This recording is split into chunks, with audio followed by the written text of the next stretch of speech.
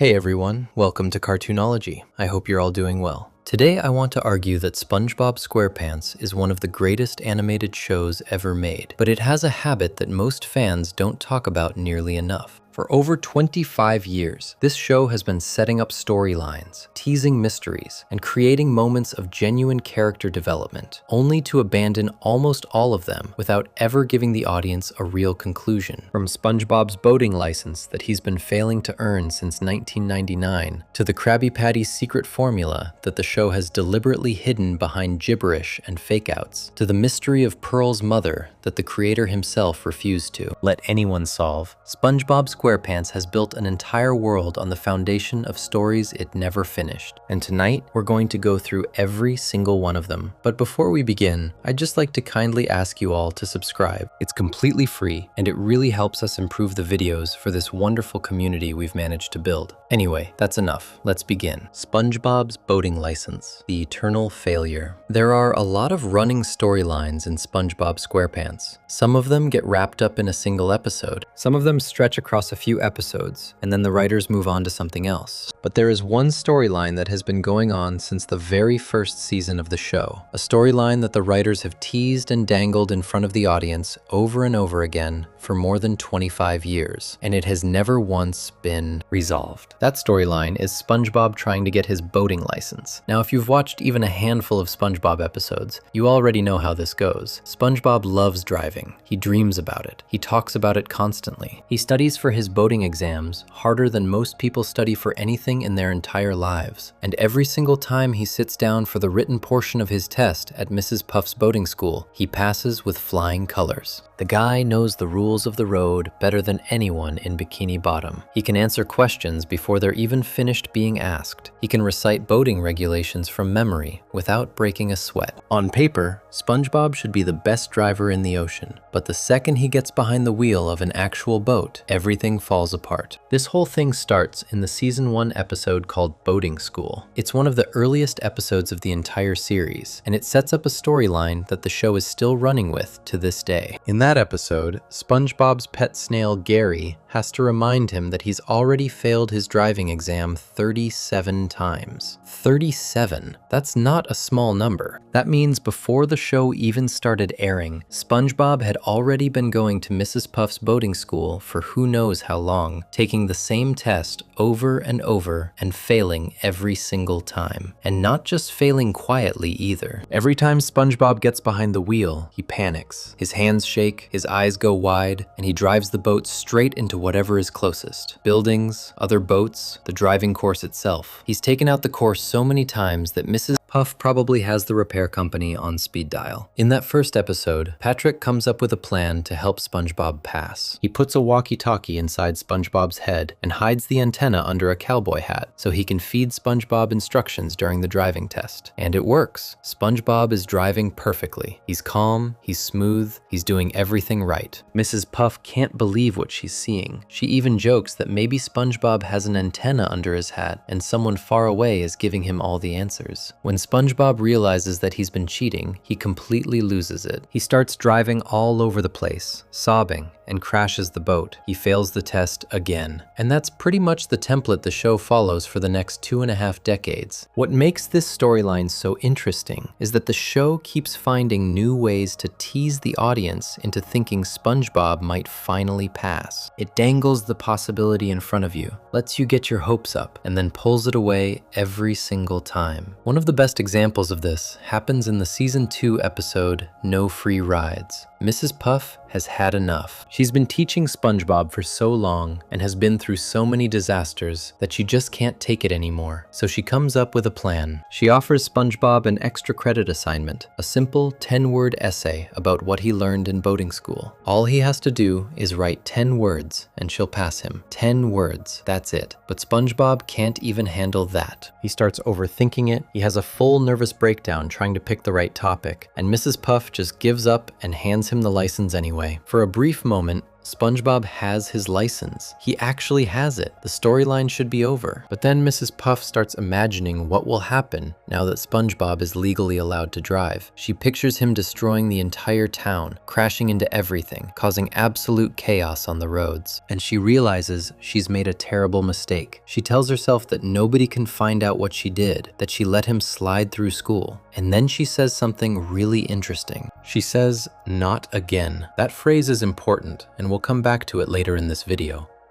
But for now, the point is that Mrs. Puff ends up stealing SpongeBob's new boat in the middle of the night to undo her mistake. SpongeBob wakes up, catches her in the act, and a whole car chase happens. By the end of the episode, Mrs. Puff is in jail, SpongeBob doesn't have a boat anymore, and the license situation is right back where it started. Nothing changed. The show does this again and again. In Mrs. Puff, You're Fired, Mrs. Puff actually gets replaced by a new driving instructor, a tough, no-nonsense teacher who uses fear and military-style discipline to train SpongeBob. And you know what? It works. SpongeBob actually learns to drive properly under this new instructor. He passes the course. For a moment, it seems like the show is finally going to let SpongeBob have this win. But then the new instructor sees what SpongeBob does on the open road and is so terrified that Mrs. Puff gets her job back and SpongeBob is right back to square one. The license is gone, the progress is erased, and everything resets. Now here's where the whole thing gets really strange, and this is something the show never explains. SpongeBob cannot drive a boat. That's been established over and over. But SpongeBob can drive literally everything else. In Pizza Delivery, one of the most famous episodes in the entire series, SpongeBob and Squidward get lost trying to deliver a pizza. SpongeBob drives a rock, an actual rock. He shifts gears on it, he steers it, he treats it like a vehicle, and it works perfectly. He drives that rock all the way back to Bikini Bottom with no problems at all. He's also driven a sandwich, a submarine, a rocket ship, and a shopping cart without any issues. The show has repeatedly shown SpongeBob operating all kinds of vehicles and machinery with total skill and confidence. It's only when he sits behind the wheel of a regular boatmobile that everything falls apart. And the show has even shown that when SpongeBob is blindfolded, he can drive a boat perfectly. There's something specifically about being behind the wheel of a boat with his eyes open that makes him lose control. The show has never explained why this is the case. It's been over 2 decades, and not a single episode has offered a real answer for why SpongeBob can drive a boulder across the ocean floor but can't make a left turn in a boatmobile. And the consequences of this running storyline go beyond just SpongeBob. Mrs. Puff has suffered tremendously because of it. She's been sent to the hospital more times than any other character in the show. She's been arrested, she's had mental breakdowns, and in the Season 8 episode Demolition Doofus, SpongeBob actually injures her so badly during a driving test that she loses the ability to puff up. She temporarily loses the thing that defines her species. And she gets so angry about it that the episode goes to some pretty dark places for a kids show. All because SpongeBob still can't pass his driving test. The show knows exactly what it's doing with this storyline. The writers understand that SpongeBob getting his license would eliminate one of the show's most reliable and repeatable story setups. As long as SpongeBob can't drive, you can always do a boating school episode. You can always put Mrs. Puff through another disaster. You can always have that moment where the audience thinks, maybe this time will be different, and then pull the rug out from under them. It's a storytelling engine that never runs out of fuel. And that's fine from a writing standpoint. Shows do this all the time. They keep certain things unresolved because resolving them would close the door on future stories. But here's the thing. The show hasn't just avoided resolving this storyline, it's actively made the situation worse over time. In the early seasons, SpongeBob was bad at driving, but it was played for simple laughs. A crashed boat here, a destroyed obstacle course there. But as the show went on, the scale of destruction kept growing. SpongeBob's driving has caused citywide damage, put innocent people in the hospital, and turned Mrs. Puff from a patient teacher into a woman who genuinely fears for her life every time SpongeBob shows up to class. The show even seems aware of how absurd this has become. In Boat Smarts, Mrs. Puff creates an instructional video contrasting a driver with boat smarts, played by Squidward, with a driver without boat smarts, played by SpongeBob. The video is presented as educational, but the joke is that SpongeBob's driving is so terrible that no amount of instruction could fix it. The show is basically telling the audience point blank that this will never change, and it hasn't changed. As of right now, with the show still producing new episodes, SpongeBob SquarePants does not have a boating license.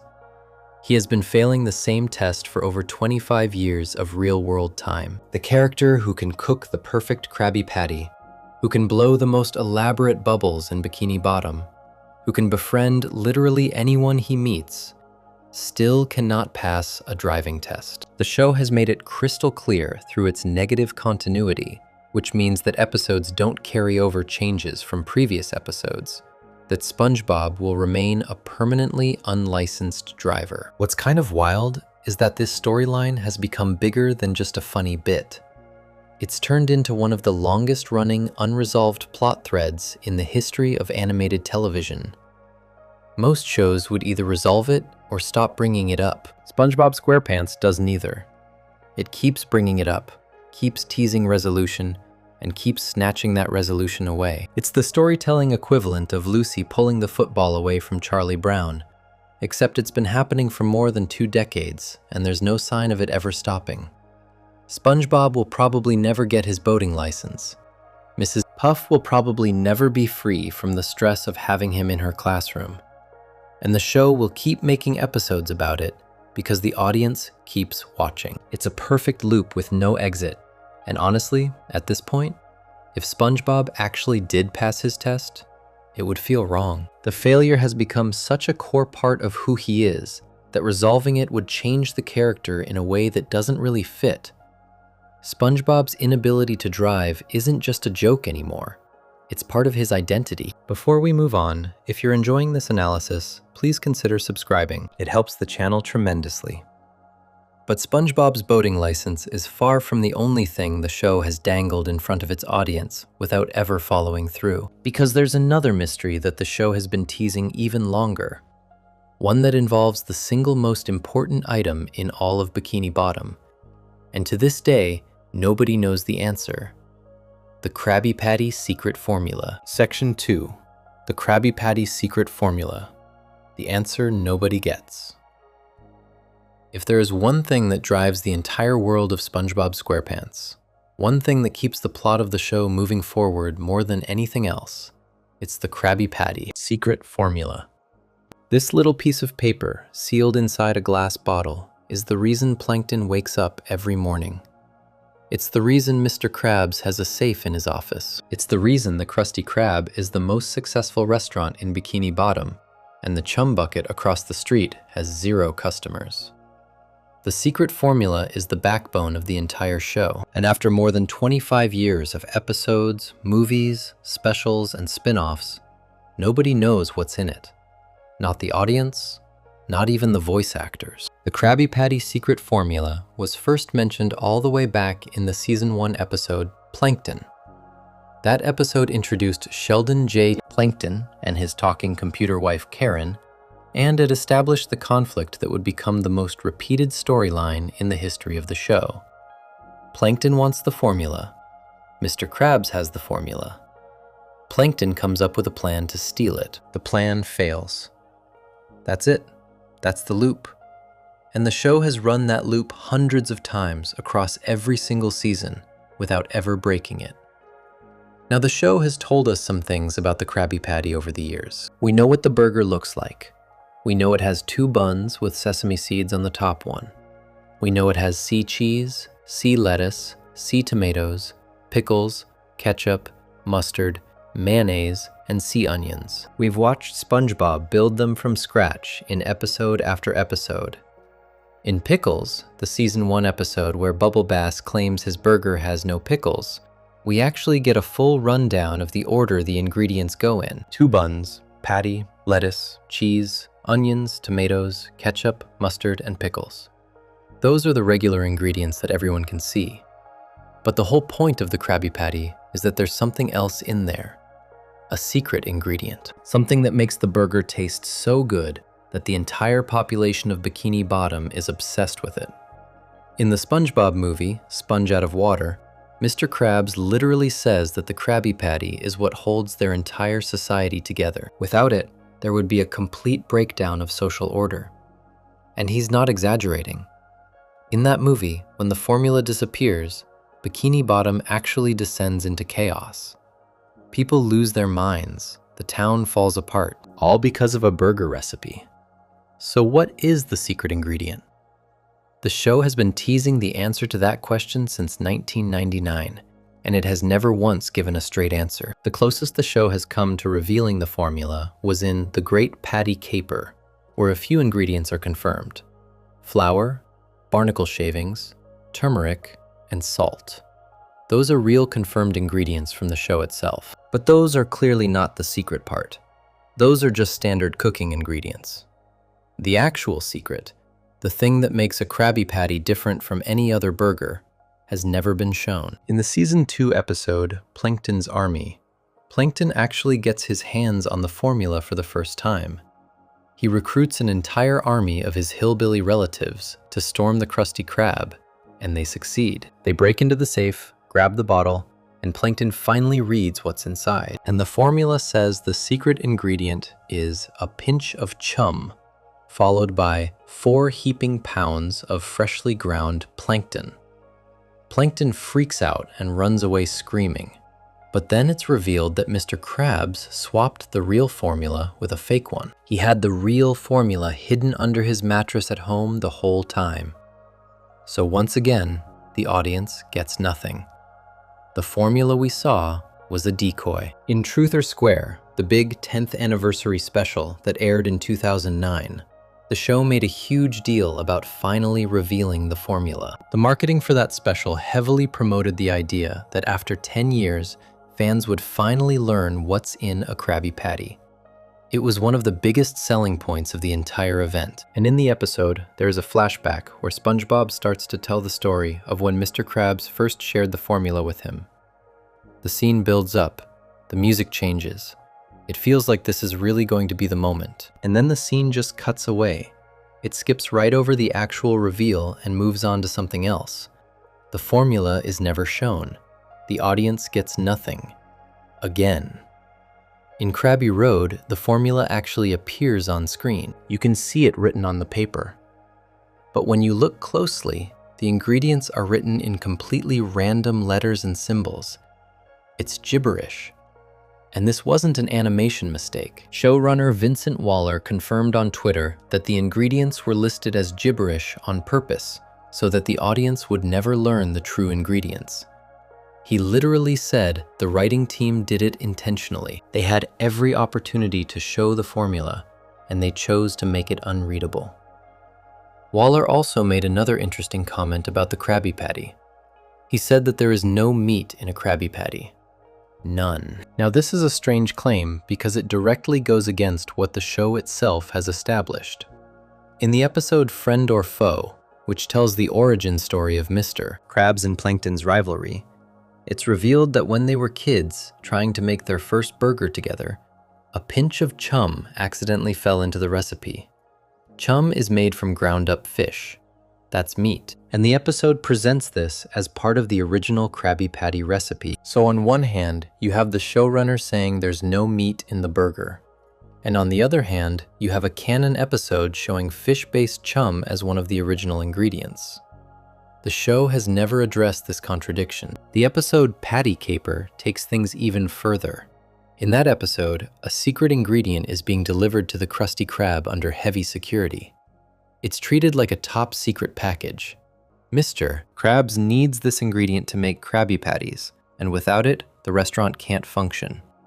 SpongeBob is sent to figure out who stole the ingredient during delivery. The whole episode is built around this one mystery ingredient, and by the end, it's revealed that the ingredient starts with the letter S and is called secret sauce. So the secret ingredient in the Krabby Patty is a sauce that is itself a secret. The show basically answered a mystery with another mystery. What's really funny is that the show keeps finding new ways to get close to revealing the formula, and then pulling the rug out at the last possible second. In Single Cell Anniversary, Karen, Plankton's computer wife, actually manages to get the formula. She scans it, she has it in her system, it's right there. But before Plankton can look at it, Karen literally explodes. The information is lost. In the much later episode, Lockdown for Love, Karen gets the formula again. She actually has it stored in her memory. But Plankton ruins their date one too many times, and Karen erases the formula out of spite before he can see it. Twice the show let one of its characters physically possess the answer, and twice it destroyed the answer before anyone could benefit from it. Even in Friendiversary, the show adds another layer of protection around the formula. That episode reveals that SpongeBob is the only person who knows the combination to the safe where the formula is kept. And the combination is attached to one of SpongeBob's memories of Squidward. When that memory gets erased during the episode, SpongeBob forgets the combination entirely. So now, even getting to the formula requires SpongeBob to have a specific intact memory, which the show can erase whenever it wants. Tom Kenny, the voice actor who plays SpongeBob, was asked about the formula in an interview at the Krabby Patty collab event in October 2024, celebrating the show's 25th anniversary. His answer was pretty telling. He said that SpongeBob knows the formula, but that SpongeBob wouldn't tell Tom Kenny what it is. He joked that the two of them are as close as two people can be, but SpongeBob still won't share it with him. When pushed further, Kenny said he's pretty sure the formula is not fish-based because that would be cannibalism. That's as far as he would go. Carolyn Lawrence, who voices Sandy Cheeks, had a different take. When asked at the same event, she said she genuinely thinks the secret ingredient is love. And the show has actually supported this idea in several episodes. In Plankton's Army, Growth Spout, and the SpongeBob movie Sponge Out of Water, love is mentioned as an ingredient. But then in Momageddon, a character says there's no love in Krabby Patties. So even the love answer contradicts itself, depending on which episode you watch. Mr. Lawrence, who voices Plankton, was also at the event. When asked about the formula, he joked that he was going to analyze the real-life Krabby Patty that Wendy's released for the 25th anniversary celebration to finally figure it out. Even Plankton's own voice actor doesn't know, and that really sums up the situation perfectly. The Krabby Patty secret formula is the single most important object in the entire SpongeBob universe. Wars have been fought over it. Friendships have been destroyed because of it. An entire restaurant empire exists because of it. Plankton has dedicated every waking moment of his adult life to obtaining it. And after all of that, nobody knows what it is. Not the characters who don't have it, not the audience watching at home, and apparently not even the people who make the show. The show has confirmed small pieces over the years: flour, barnacle shavings, salt, turmeric, a possible secret sauce, and maybe love. But the actual formula, the full recipe, the thing that Plankton has spent his entire life chasing, has never been revealed in any episode, movie, special, or official statement. Waller has strongly hinted on social media that it will likely stay that way forever. The mystery is the point. The formula being unknown is what keeps Plankton scheming, what keeps Mr. Krabs paranoid, and what keeps the audience curious. Revealing it would end one of the longest-running mysteries in cartoon history, and the show has no interest in doing that. It's kind of brilliant when you think about it. The show created a mystery in its very first season, spent over 25 years pretending it was going to solve that mystery, and has made a deliberate choice to never actually solve it. Every time the audience gets close to the answer, the show finds a new way to take it away.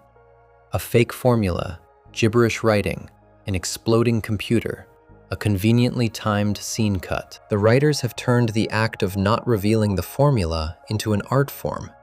And in a way, the Krabby Patty formula is the perfect symbol for how SpongeBob SquarePants handles its biggest storylines. The show loves to set things up, loves to build anticipation.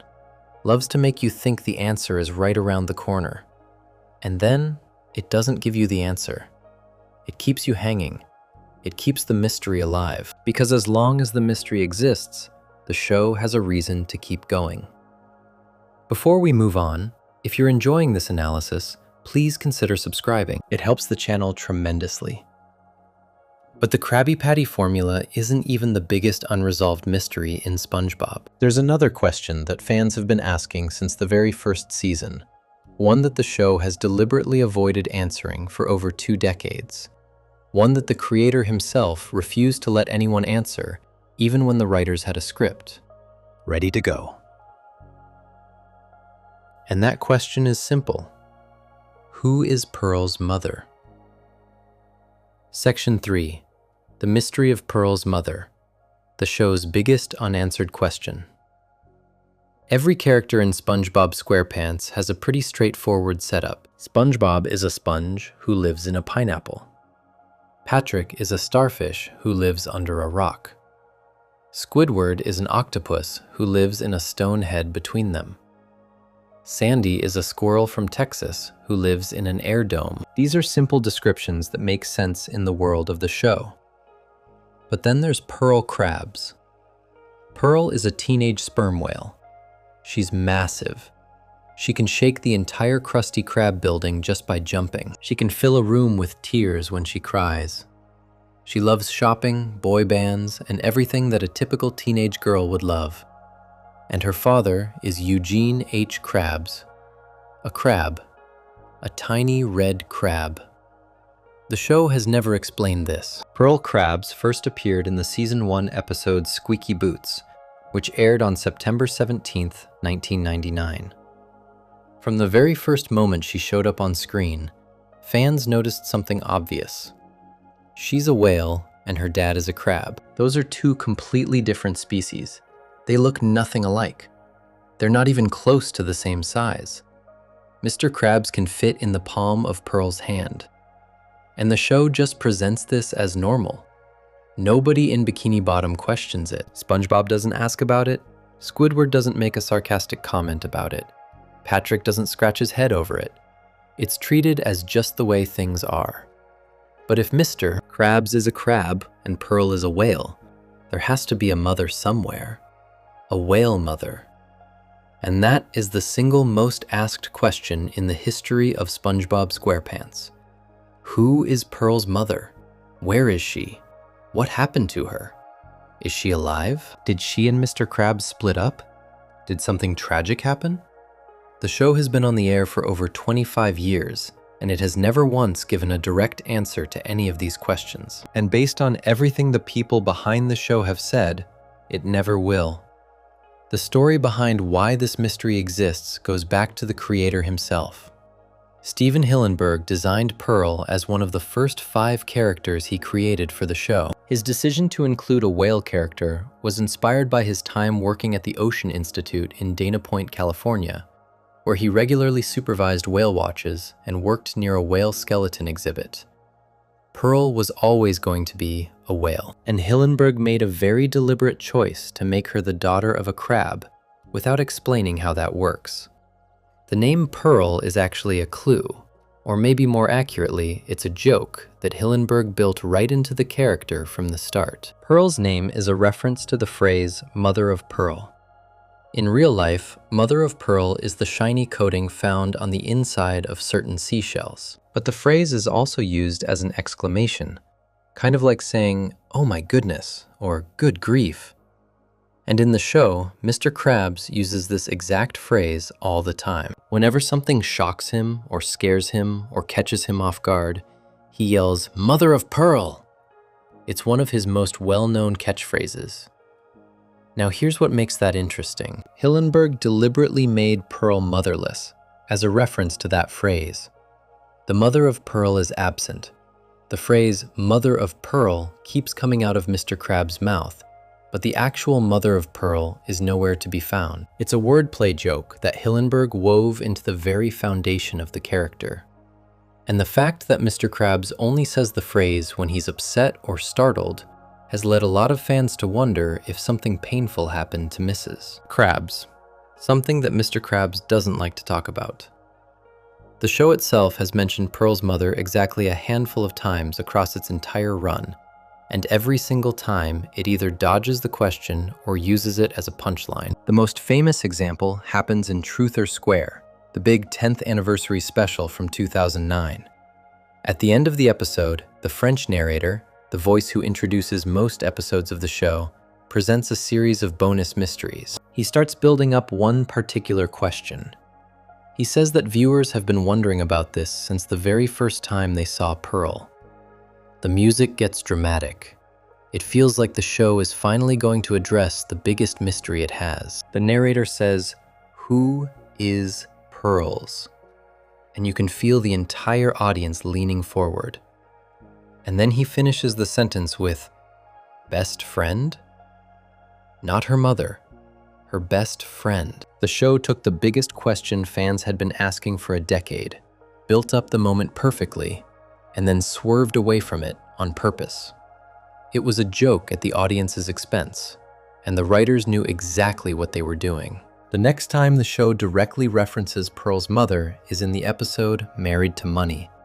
In that episode, Mr. Krabs starts dating someone new, and he tells Pearl that he might have found her a new mom. This is significant because it's the first time in the entire series that the concept of Pearl's mother is directly brought up by a character. Not hinted at, not joked about, but actually said out loud. Pearl's reaction is immediate.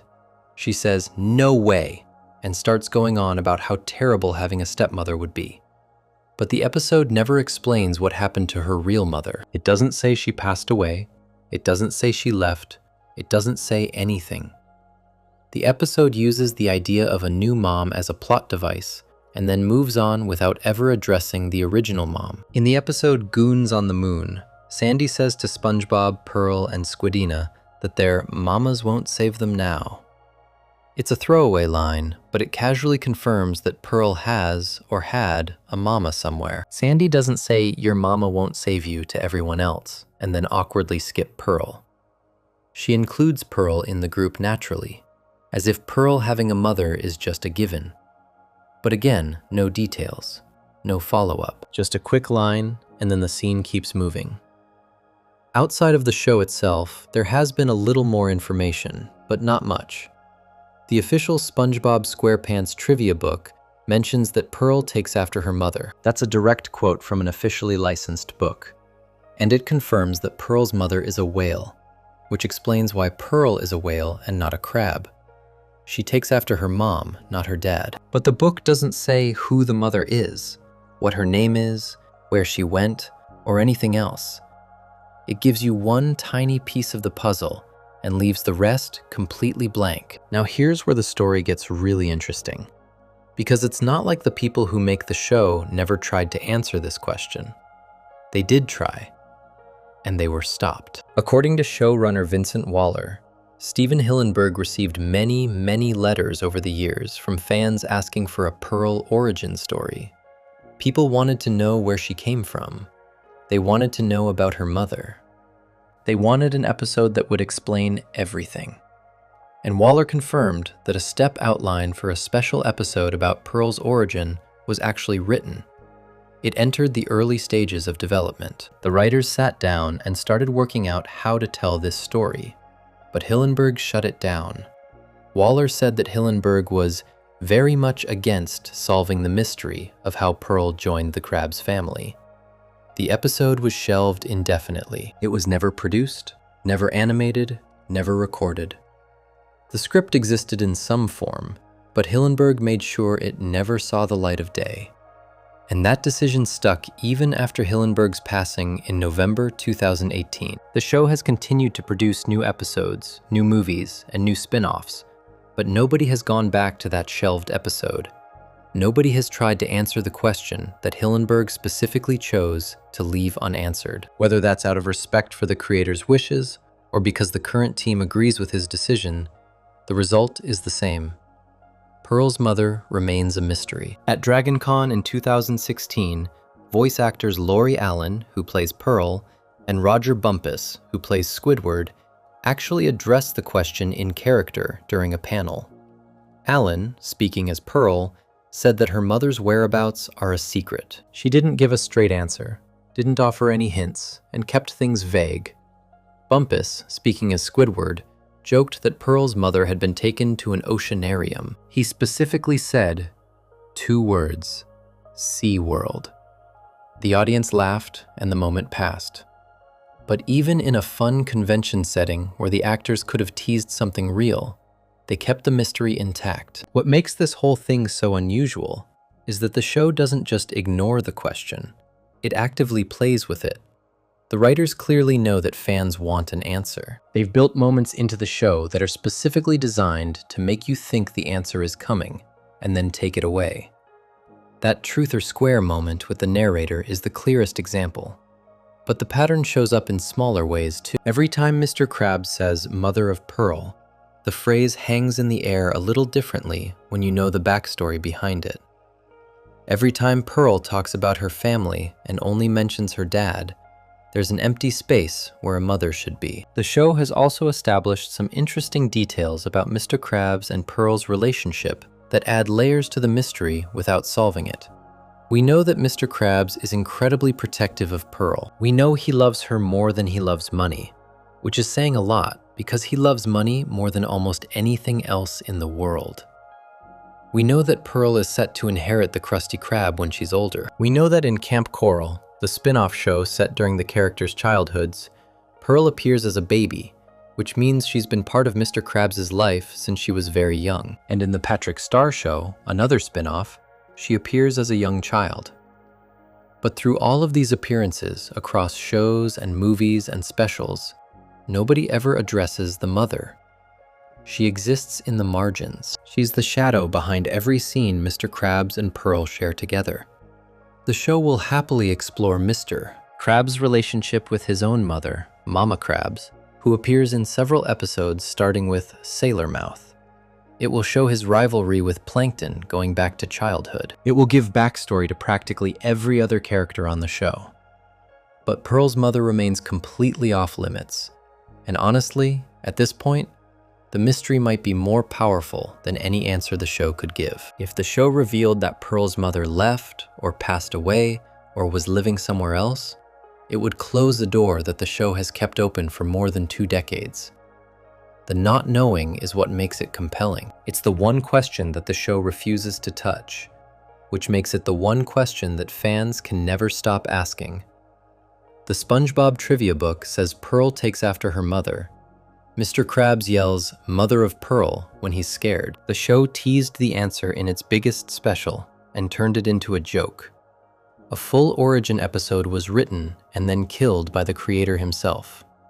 Everything points to the show wanting fans to keep guessing forever. Pearl's mother might be the biggest intentionally unresolved mystery in cartoon history. Not because the writers forgot about it, not because they ran out of time, but because the man who created the show made a conscious decision that some questions are better left unanswered. And the team that came after him has honored that decision ever since. Before we move on, if you're enjoying this analysis, please consider subscribing. It helps the channel tremendously. But Pearl's missing mother isn't the only character in SpongeBob with a hidden past that the show refuses to explore. Because there's another character who has been dropping hints about a secret former life for over 20 years. A character whose backstory the show keeps teasing in small, unsettling pieces without ever putting the full picture together. And that character is Mrs. Puff. Section 4. Miss Puff's Dark Past. The criminal history they hinted at but never explored. On the surface, Miss Puff seems like one of the most straightforward characters in SpongeBob SquarePants. She's a boating school teacher. She runs Mrs. Puff's boating school. She tries to teach SpongeBob and the other students of Bikini Bottom how to drive. She's patient, she's professional, and she genuinely cares about doing her job well. That's her role on the show, and for most episodes, that's all she is. A teacher who is slowly being driven out of her mind by one student who can't pass a driving test. But if you pay close attention to certain episodes, especially some of the earlier ones, the show drops hints that Mrs. Puff is hiding something big. something from before she ever came to Bikini Bottom. The show has scattered clues about Mrs. Puff's past across multiple seasons, painting a picture of a character who is running from a former life that she desperately wants to keep buried. And despite all of these hints, despite all of these breadcrumbs left across more than 2 decades of episodes, the show has never once sat down and told the full story of who Mrs. Puff really is. The biggest and most important clue comes from the Season 2 episode, No Free Rides. This is the same episode we talked about earlier, the one where Mrs. Puff gets so tired of teaching SpongeBob that she just gives him his boating license to get rid of him. But there's a specific moment in this episode that goes way beyond a teacher being frustrated with a student. After Mrs. Puff hands SpongeBob his license and watches him leave, she starts to panic. She realizes what she's done. She imagines SpongeBob out on the road, destroying everything in sight. And then she says something that changes the way you see her entire character. She says, "What have I done? Everyone will know that I let him slide through school." And then she pauses and says, "Not again. Not again." Those 2 words are doing a lot of heavy lifting. She doesn't say, "I can't believe I did this." She doesn't say, "This is the first time I've made this mistake."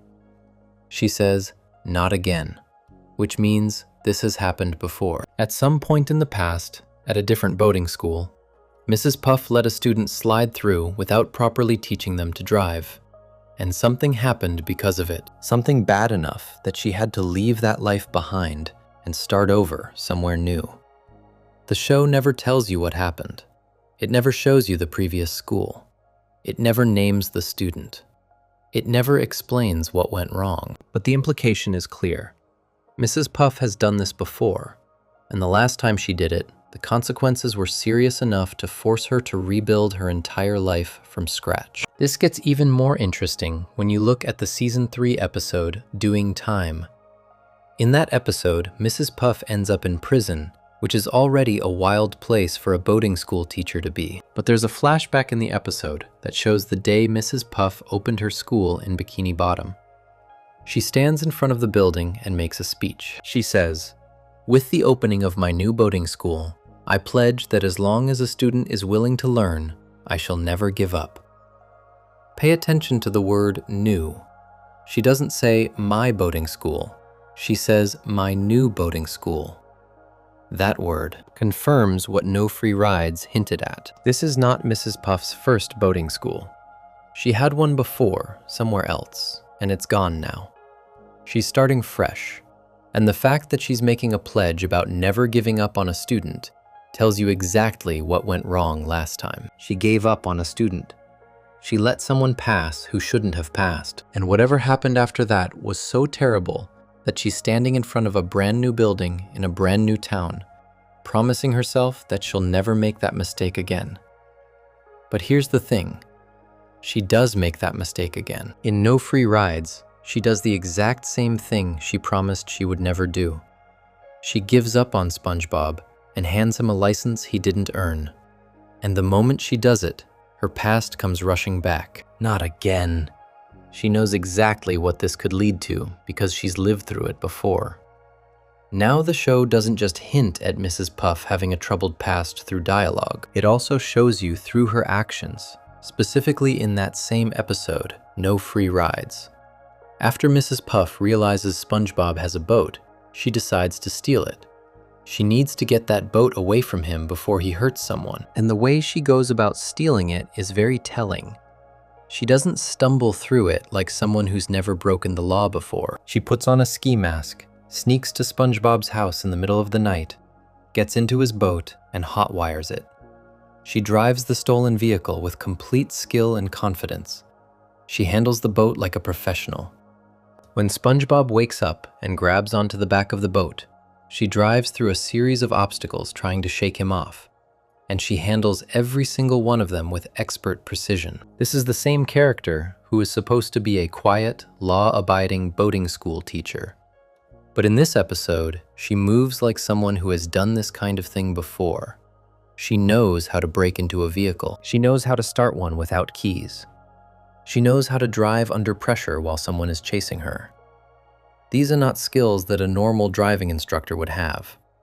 These are skills that suggest a very different kind of background. By the end of the episode, Mrs. Puff gets caught. The police pull her over, SpongeBob pulls off her ski mask and reveals that the thief is his teacher, and Mrs. Puff ends up in jail. Now, Mrs. Puff going to jail is not a one-time thing. Across the run of the show, she's been arrested and incarcerated multiple times. It becomes almost a running gag that Mrs. Puff has a criminal record and has spent time behind bars. In doing time, a large part of the episode takes place in prison, and Mrs. Puff seems to adjust to prison life a little too easily for someone who is supposedly just a school teacher. She has connections.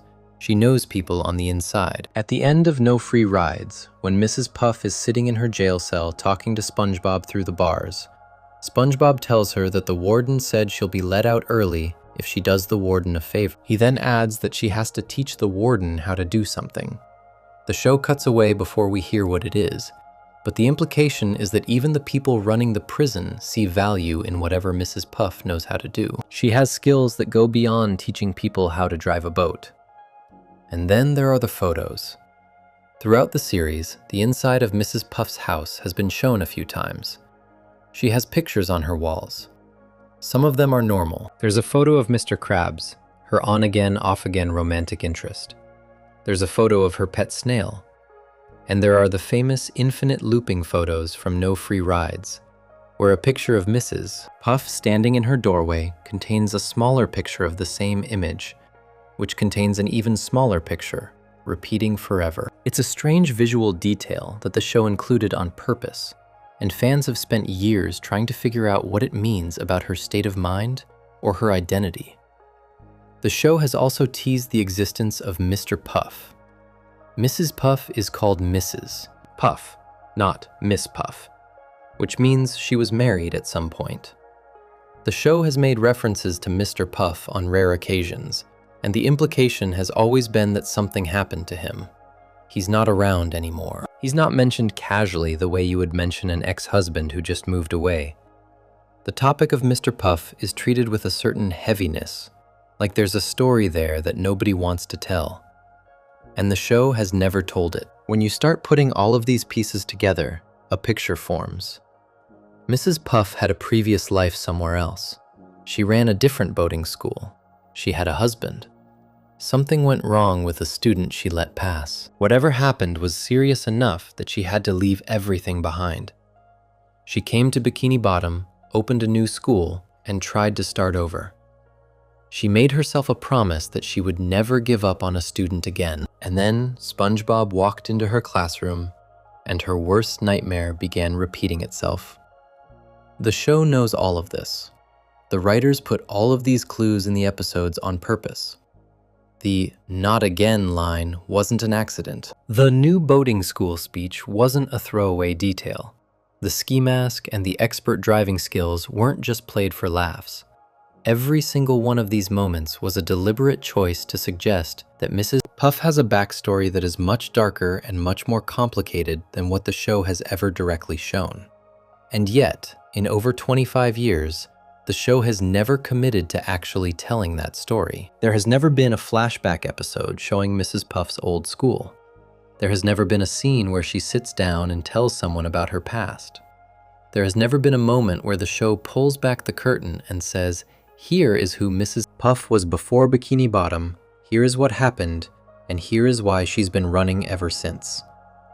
All we have are pieces, small lines of dialogue, quick visual clues, and actions that don't quite match the character we're told she is. It's one of the strangest storytelling decisions in the entire series. The show built a genuinely compelling mystery around a supporting character. It gave that character a layered, dark, and emotionally rich backstory, hiding just beneath the surface. And then it just left it there. It never dug it up. It never explored it. It planted seeds across multiple seasons, and then walked away from the garden. What makes it even more frustrating is that Mrs. Puff is one of the most interesting characters on the show when you look at her through this lens. She's not just a teacher who gets annoyed by SpongeBob. She's a woman who is haunted by a mistake she made years ago, who built a new life to escape from it, and who watches in horror as the same situation unfolds again with a new student. That's a real story with real emotional weight. But the show has chosen to keep it as subtext rather than text. The hints are there, the pieces are there, the story is there. It just hasn't been told. Before we move on, if you're enjoying this analysis, please consider subscribing. It helps the channel tremendously. And that seems to be a pattern with SpongeBob SquarePants. The show loves to give its characters rich backgrounds and then refuse to fully explore them. Mrs. Puff's hidden past is just one example, because there's another group of characters whose story was building towards something meaningful. Characters whose entire arc was left unfinished, not by choice, but by tragedy. And those characters are the beloved heroes of Bikini Bottom, Mermaid Man and Barnacle Boy. Section 5. Mermaid Man and Barnacle Boy, the heroes whose story was never finished. Every kid has heroes. For SpongeBob SquarePants and Patrick Star, those heroes are Mermaid Man and Barnacle Boy, two elderly, semi-retired superheroes who live in a nursing home and spend most of their days sleeping, watching television, and playing bingo. They're old. They're forgetful. Mermaid Man can barely remember what day it is and screams the word evil at the top of his lungs whenever someone says it around him. Barnacle Boy is grumpy and tired of being treated like a child, even though he's almost 70 years old. They are not exactly what you picture when you think of superheroes. And that's exactly what made them so great. Mermaid Man and Barnacle Boy first appeared in the Season 1 episode that shares their name, Mermaid Man and Barnacle Boy, which aired on August 21st, 1999. In that episode, we learn that SpongeBob and Patrick are obsessed with these two heroes. They grew up watching the adventures of Mermaid Man and Barnacle Boy on television. They collect the trading cards. They know the lore inside and out. And when they find out that the real Mermaid Man and Barnacle Boy are living at Shady Shoals Rest Home, right there in Bikini Bottom, they lose their minds. They go to the nursing home and beg the heroes to come out of retirement. The heroes refuse at first because they're old and they're tired and they just want to be left alone. But SpongeBob and Patrick are so persistent and so annoying that Mermaid Man and Barnacle Boy eventually give in and agree to fight crime once more. That first episode set up something really special. It introduced two characters who had an entire mythology built around them. They had a secret hideout called the Mermalair, which was hidden under the nursing home and could be accessed through a secret switch that opened a trap door beneath the couch. They had a vehicle called the Invisible Boatmobile. They had a whole collection of gadgets and weapons. And most importantly, they had villains. Real, named, recurring villains with their own backstories and motivations. Man Ray, voiced by John Rhys Davies, was their main enemy. He wore a mask and was locked up in frozen tartar sauce in the Mermalair. The Dirty Bubble was another villain, a giant floating bubble who had a talent for trapping people inside himself. These weren't one-off bad guys who showed up for a single episode and disappeared. They were part of an ongoing world that the show was actively building. Over the first several seasons, the show kept adding to the Mermaid Man and Barnacle Boy storyline. Each new episode featuring them expanded the universe a little more.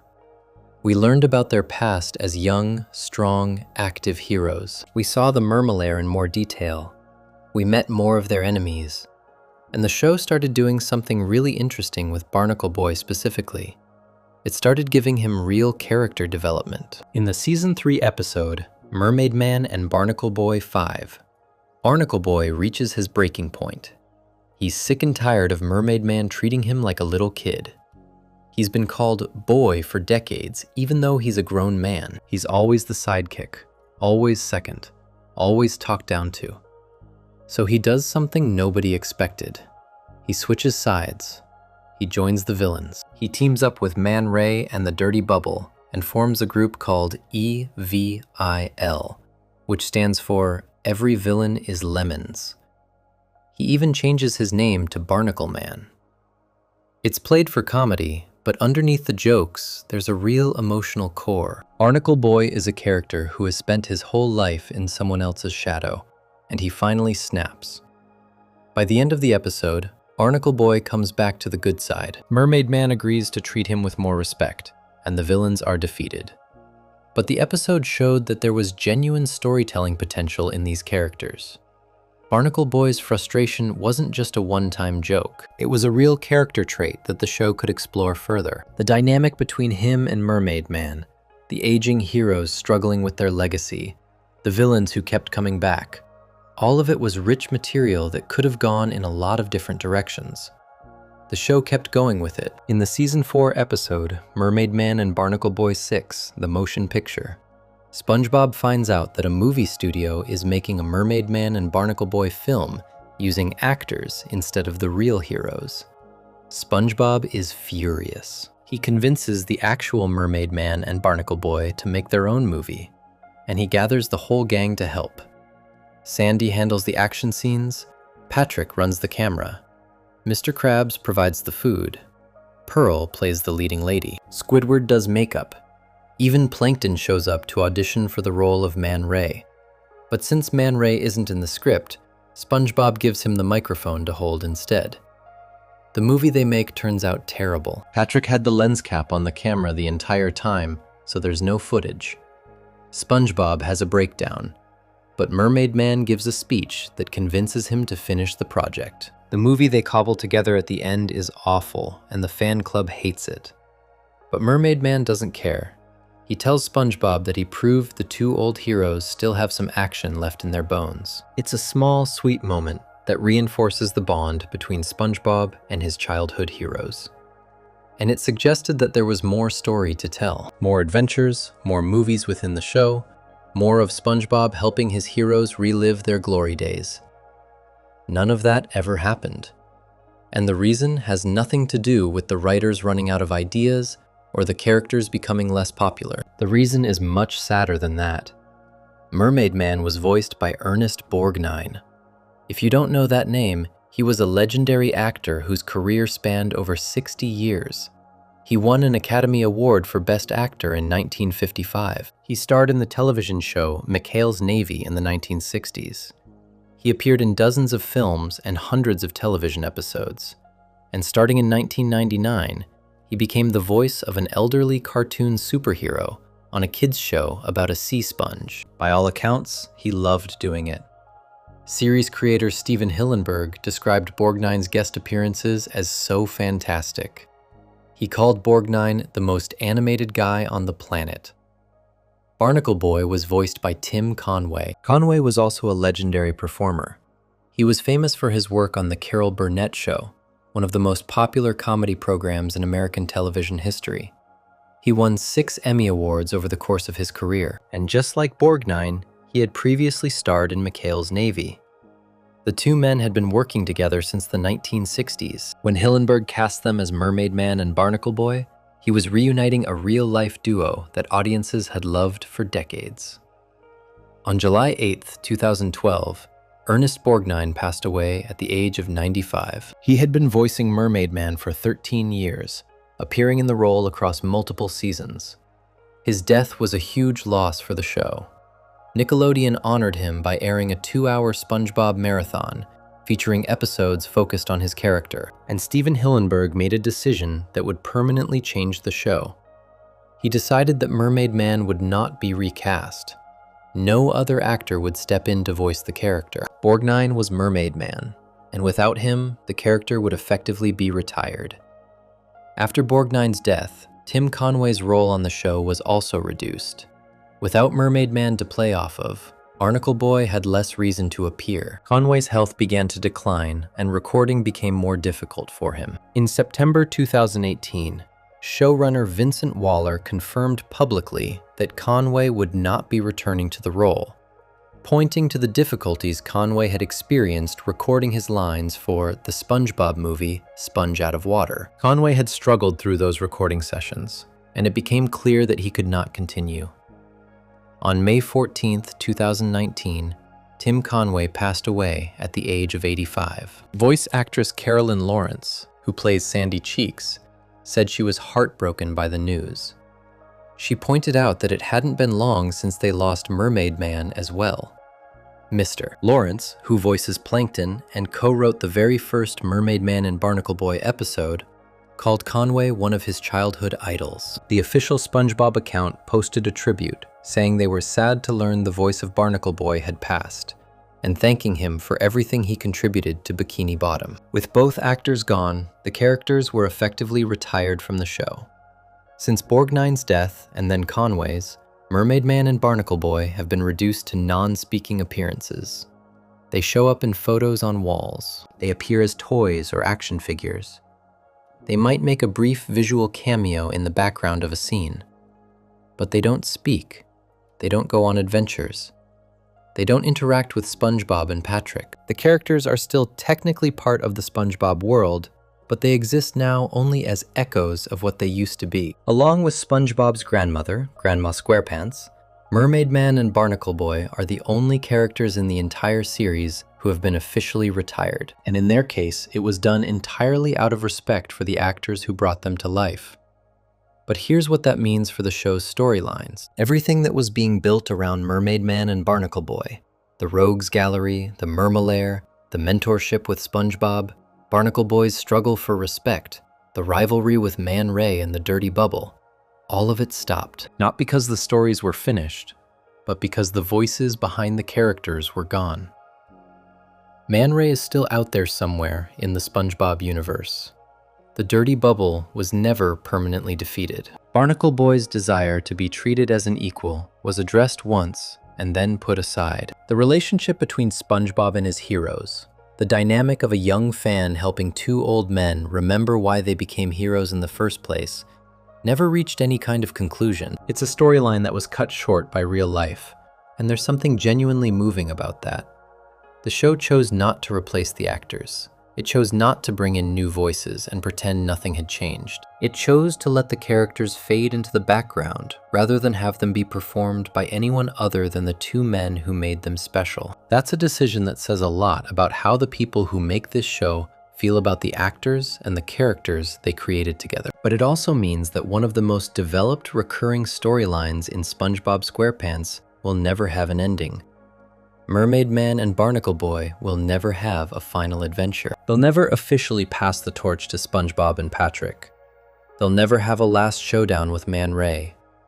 They'll never get the send-off that characters this beloved probably deserve. Their story just stopped mid-sentence, and the show quietly moved on without them. In a way, that's the most fitting ending for two characters who were always about time running out. They were old heroes past their prime, living in a retirement home, trying to hold on to the glory days, even as their bodies and minds slowed down. The show always played that for laughs, but there was a truth underneath it. Time catches up to everyone, even superheroes. And in the case of Mermaid Man and Barnacle Boy, time caught up not just to the characters, but to the real people behind them. Their story will never be finished, and the show has made peace with that. Before we move on, if you're enjoying this analysis, please consider subscribing. It helps the channel tremendously. But while Mermaid Man and Barnacle Boy's storyline ended because of events the show couldn't control, there are other storylines in SpongeBob that the writers had every opportunity to develop and simply chose not to. One of those involves a romance that the show kept hinting at for years, a relationship that seemed like it was going somewhere, only for the writers to let it quietly stall out. The love story between Mr. Krabs and Mrs. Puff. Section 6. Mr. Krabs and Mrs. Puff's relationship, the romance that stalled. SpongeBob SquarePants is not a show about romance.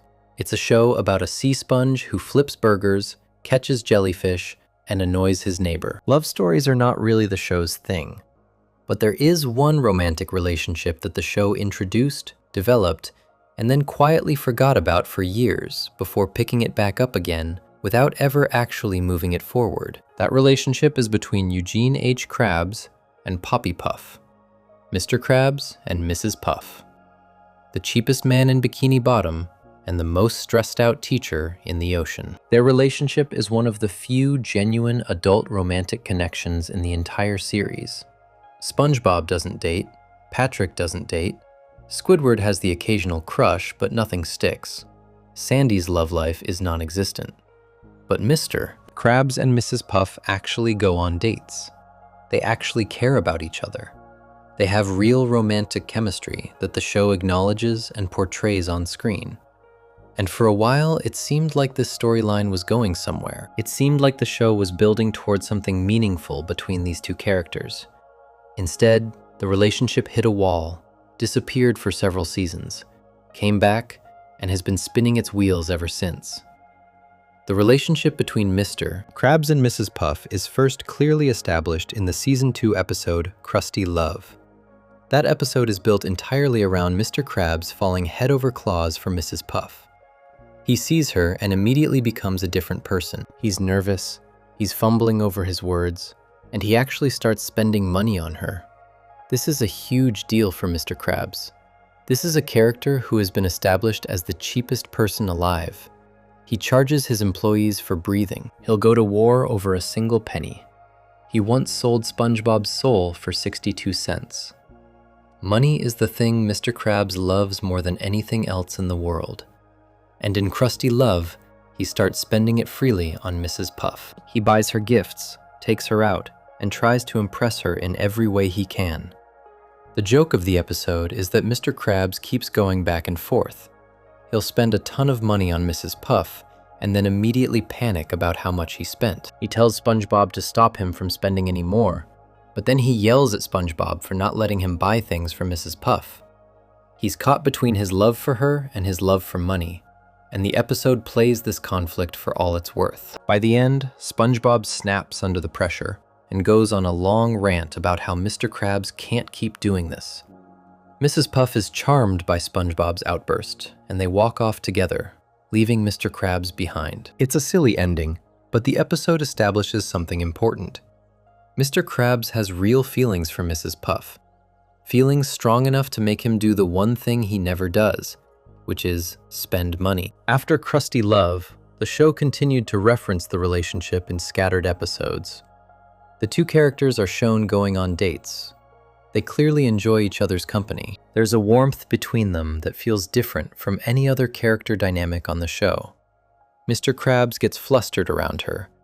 Mrs. Puff seems to genuinely like him, despite his obvious flaws. It's a real relationship, with real feelings on both sides. And in the early to mid-seasons of the show, it seemed like something the writers were interested in exploring. And then, for the better part of 5 or 6 seasons, the relationship almost completely vanished. During seasons 4 through 9, the show rarely acknowledged that Mr. Krabs and Mrs. Puff were in a relationship at all. They would occasionally appear in the same episode, but the romantic connection between them was either ignored entirely or treated as an afterthought. And some of the episodes during this stretch actively worked against the relationship in ways that made no sense given what had been established earlier. In Growth Spout, Pearl is going through a growth spurt and is constantly hungry. Mr. Krabs runs out of food and starts sneaking around Bikini Bottom in the middle of the night, breaking into people's homes to steal their food for his daughter. One of the homes he breaks into is Mrs. Puff's. He invades her property at night, sneaks through her house, and takes her food. Mrs. Puff hears the commotion and grabs a crowbar to defend herself. She never finds out it was Mr. Krabs. Now think about that for a second. This is supposed to be her boyfriend, and he's breaking into her house at night like a burglar, scaring her badly enough that she arms herself with a weapon, and he doesn't even tell her it was him afterward. The episode treats this as a normal Mr. Krabs being cheap and desperate moment, but it completely ignores the fact that these two characters are supposed to be in a romantic relationship. If your partner broke into your house in the middle of the night and terrified you, that would be a pretty significant issue. The episode doesn't address it at all. In Summer Job, Mrs. Puff's boating school is closed for the summer, and she crashes her boat into the Krusty Krab. Mr. Krabs tells her she has to work off the damages. During the episode, Mrs. Puff directly asks Mr. Krabs if he thinks they should go on a date. She brings it up herself. She's reaching out, trying to connect with him on a personal level. And Mr. Krabs responds by saying she should work at the Krusty Krab instead. He completely ignores the romantic angle and turns the moment into a work opportunity. The show plays this for laughs, but it's another example of the relationship being brushed aside during this period. In Move It or Lose It, the Krusty Krab is in danger of being shut down, and SpongeBob goes around Bikini Bottom with a petition to save the restaurant. When he approaches Mrs. Puff, she refuses to sign it. She shows complete apathy toward Mr. Krabs and his restaurant. She doesn't care if it gets shut down.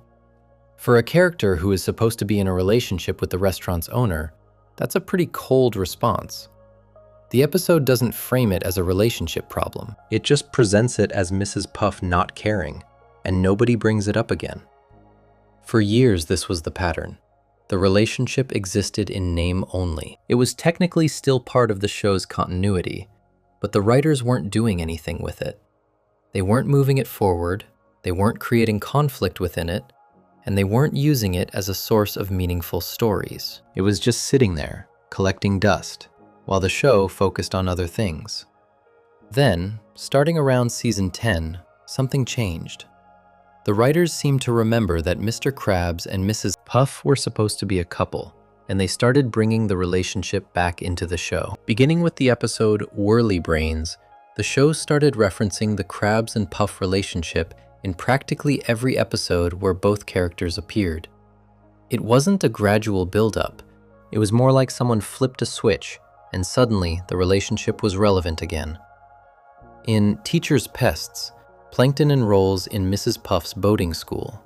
Mr. Krabs, upon finding out that his lifelong rival is in the same class as the woman he's dating, enrolls too. The episode plays on Mr. Krabs' jealousy and his rivalry with Plankton, and it uses the relationship with Mrs. Puff as the thing that brings them both into the classroom. Mrs. Puff doesn't take sides between the two. She doesn't mind Plankton being there.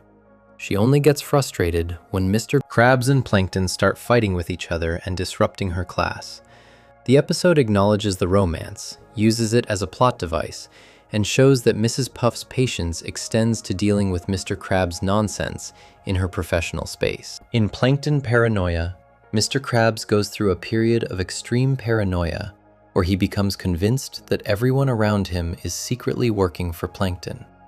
He starts banning his friends from the Krusty Krab one by one. Mrs. Puff is one of the people he bans. He actually accuses the woman he's in a relationship with of being a Plankton spy and throws her out of his restaurant. At the end of the episode, it's revealed that Mrs. Puff and the rest of the group were actually planning a surprise party for him. Mr. Krabs feels terrible about what he did and apologizes to everyone, including Mrs. Puff. It's a nice moment, but it's also another example of the show using the relationship for a single episode's plot and then moving on without any lasting development. And that's really the core problem with the Mr. Krabs and Mrs. Puff romance. The show keeps acknowledging that it exists, but it never lets it go anywhere. There's no progression, there's no growth. There's no moment where Mr. Krabs has to choose between his money and his relationship.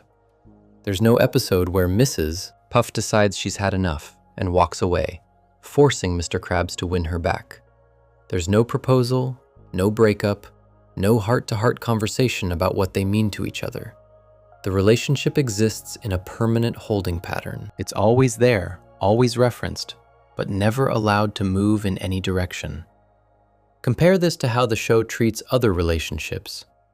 SpongeBob and Patrick's friendship gets tested and reaffirmed in multiple episodes. Squidward's resentment toward SpongeBob is a constantly evolving dynamic that occasionally reveals genuine affection underneath the frustration. Even Plankton and Karen have episodes dedicated to their marriage, their arguments, their reconciliations, and their genuine love for each other despite all the scheming and bickering.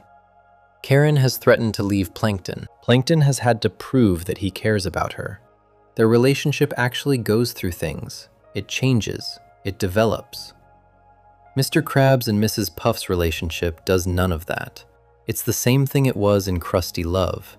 Mr. Krabs likes Mrs. Puff. Mrs. Puff likes Mr. Krabs. They go on dates sometimes. That's it. That's where it was 20 years ago, and that's where it is today. The show has given this relationship no major milestones, no defining moments, and no real emotional depth beyond the initial setup. What makes this especially strange is that Mrs. Puff is a character who clearly needs something stable in her life. As we talked about in the last section, she's a woman running from a dark past, dealing with the constant stress of teaching SpongeBob and going through cycles of anxiety and imprisonment. A genuine, developed relationship with Mr. Krabs could have been a source of real storytelling. Episodes about Mrs. Puff learning to trust someone after whatever happened at her old school. Episodes about Mr. Krabs trying to be a better person for someone he cares about. Episodes about the two of them navigating the fact that Mrs. Puff keeps ending up in jail and Mr. Krabs keeps putting money above everything else. There is so much material here that the show could use, and it's just sitting there untouched. Instead, the relationship is treated as a background detail, a piece of world building that adds color to the show but never demands attention. Mr. Krabs has Mrs. Puff. Mrs. Puff has Mr. Krabs. They're together. And that's all the show has to say about it. It's worth pointing out that SpongeBob SquarePants operates on negative continuity, which basically means that what happens in one episode doesn't necessarily carry over to the next. Characters can be destroyed, relationships can shift, and entire towns can be rebuilt between scenes. The show has always worked this way. So in one sense, it's not surprising that a romantic subplot doesn't get the same ongoing development that you might see in a show with a more connected storyline. The show isn't built for long-running arcs. It's built for self-contained episodes where everything resets at the end. But even by SpongeBob standards, the Krabs and Puff relationship feels uniquely stuck. The show clearly wants it to exist. The writers keep putting it in episodes. They keep reminding the audience that these two are a couple. But they never take the next step with it. They never let it breathe.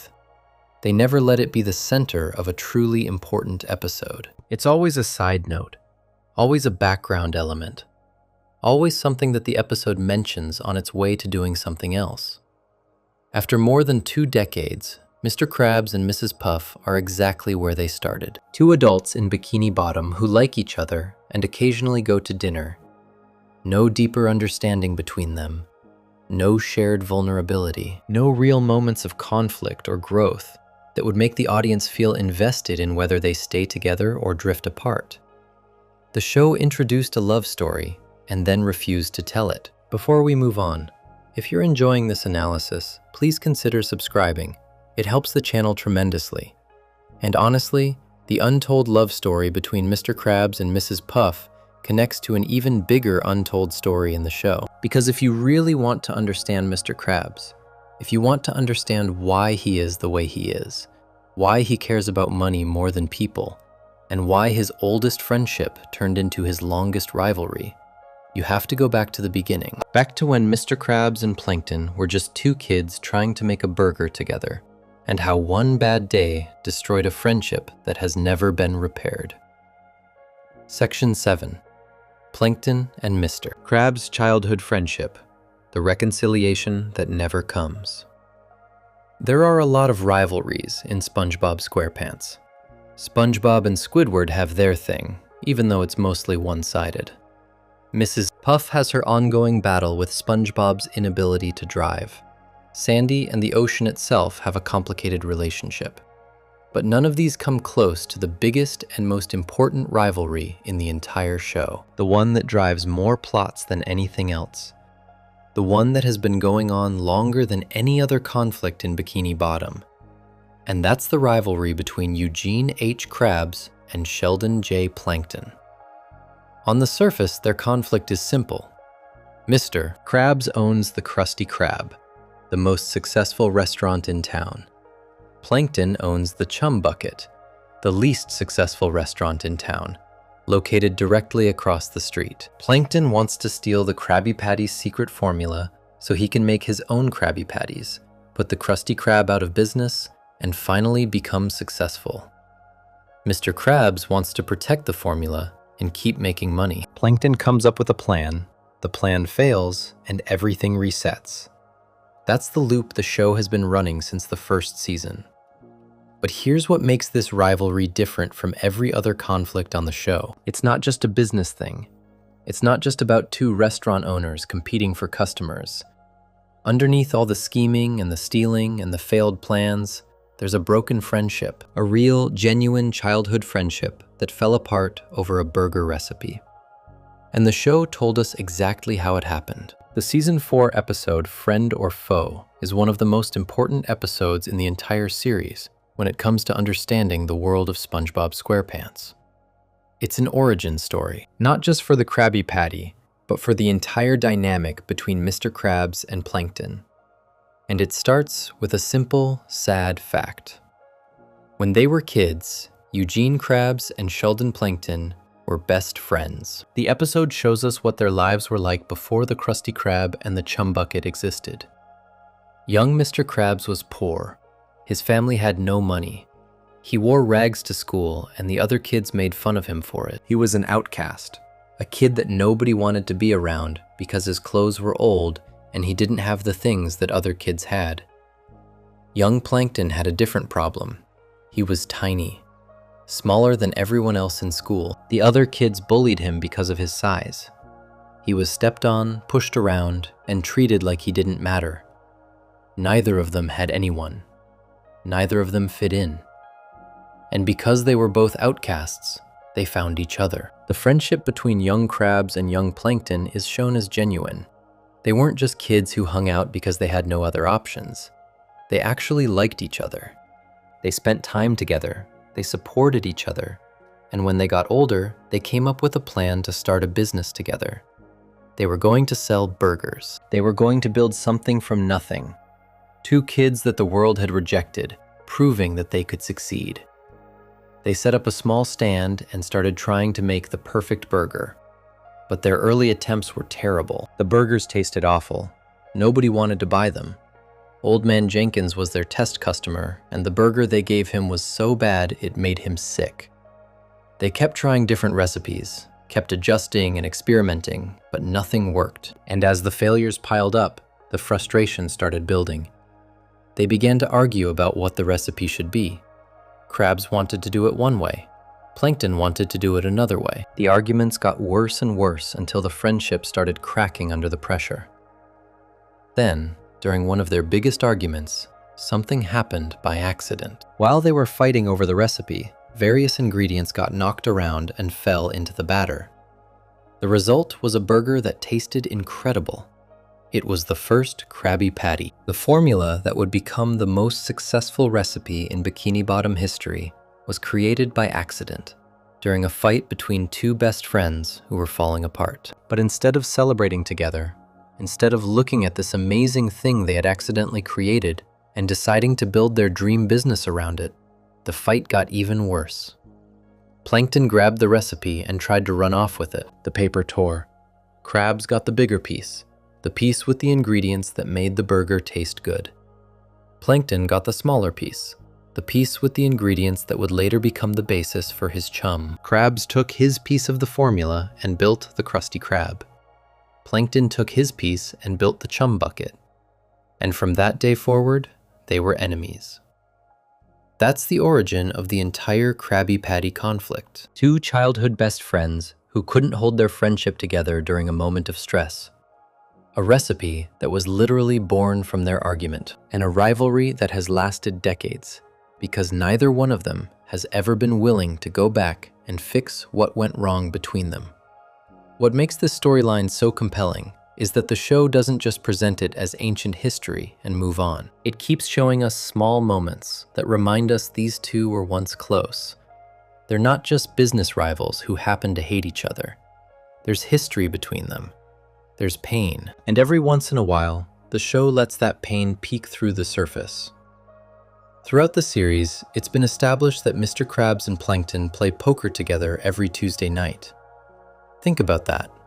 These two characters who spend every other day of the week at each other's throats sit down together once a week to play cards.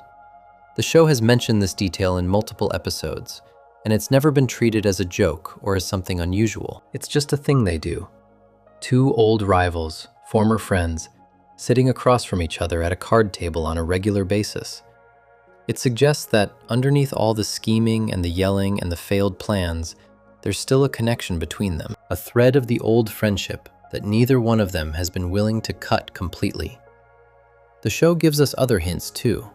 In Plankton Retires, Plankton decides he's had enough. He closes down the chum bucket and announces that he's leaving Bikini Bottom for good.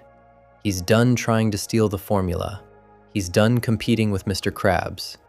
He's just going to walk away and live a quiet life somewhere else. Now you would think Mr. Krabs would be thrilled about this. His lifelong rival, the guy who has been trying to destroy his business for years, is finally giving up and leaving town. Mr. Krabs should be celebrating. But he's not. Instead, he becomes paranoid. He can't accept that Plankton is really leaving. He becomes convinced that it's a trick, that Plankton has some bigger scheme going on. He starts following Plankton around, spying on him, refusing to believe that the rivalry is actually over. And what does that tell you?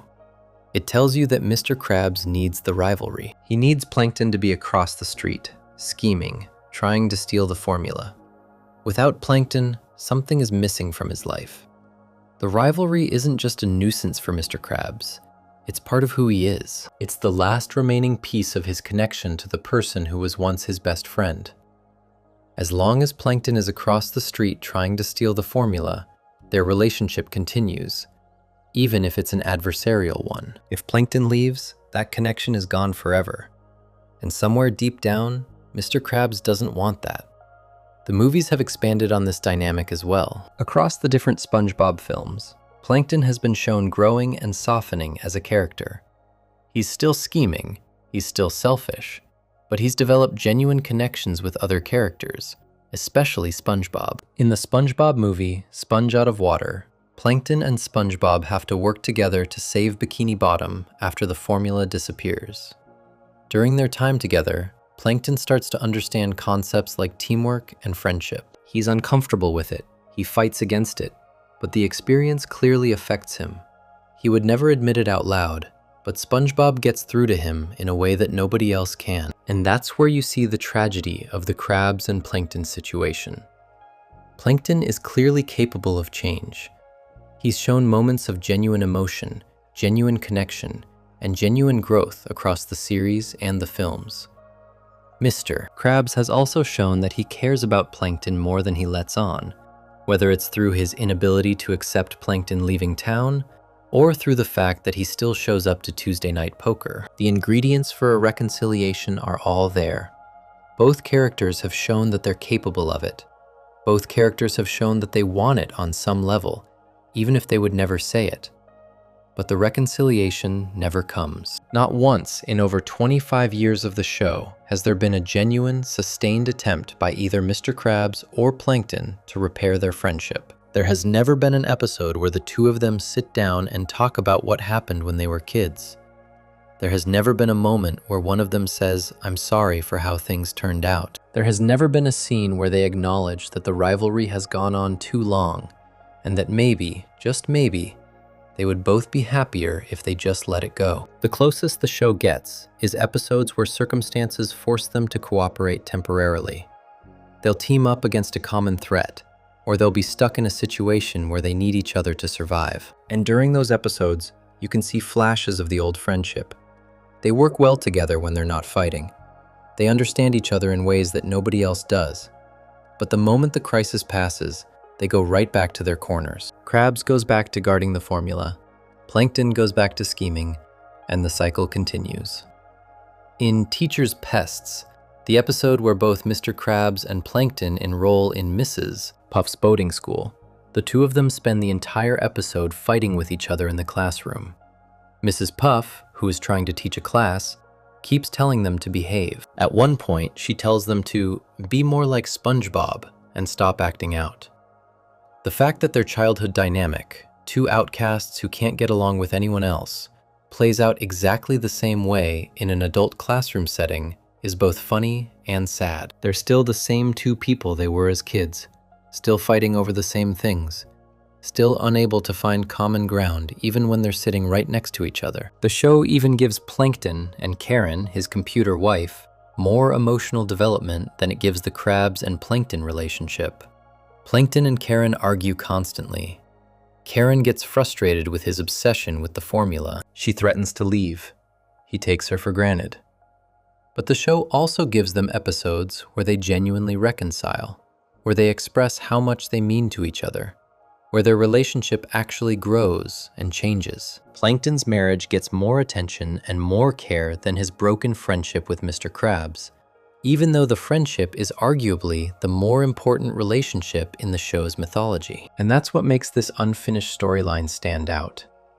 Friend or Foe established something powerful. It showed us that the central conflict of the entire show, the rivalry that drives more episodes than any other storyline, is built on the foundation of a broken friendship between two kids who had nobody else. That's not just backstory, that's an emotional core. That's the kind of thing that gives a show depth and meaning beyond the surface level jokes. And the show has done almost nothing with it since. The poker nights continue.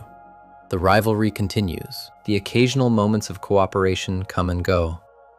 But the real conversation, the one where these two former friends face each other honestly and deal with what happened between them, has never taken place. The show gave us the most emotionally rich backstory in its entire run, and then treated it as a fun fact rather than a living, breathing part of the story that deserves resolution. Mr. Krabs and Plankton were friends. They're not friends anymore. And after 25 years, the show has given us no reason to believe they ever will be again. Before we move on, if you're enjoying this analysis, please consider subscribing. It helps the channel tremendously. But unfinished storylines in SpongeBob aren't limited to the main cast and their personal histories. Some of the show's most interesting dropped threads involve the side details of characters' lives, the things the show set up as important and then quietly stopped talking about. And one of the best examples of this is Sandy Cheeks, a character whose entire reason for being in Bikini Bottom was established, explored in a single episode, and then almost completely forgotten. Section 8. Sandy's purpose in Bikini Bottom, the scientist whose mission got forgotten. Sandy Cheeks is one of the most unique characters in SpongeBob SquarePants, for a very obvious reason. She's not a fish. She's not a sea creature.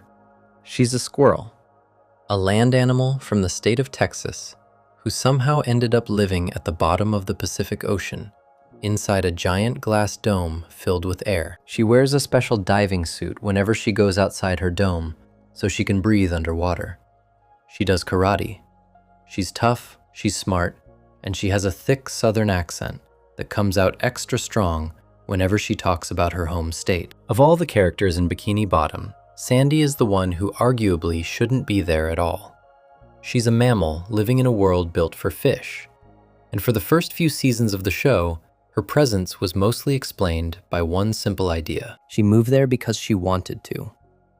In her very first appearance, the Season 1 episode Tea at the Tree Dome, SpongeBob sees Sandy wrestling a giant clam on the ocean floor.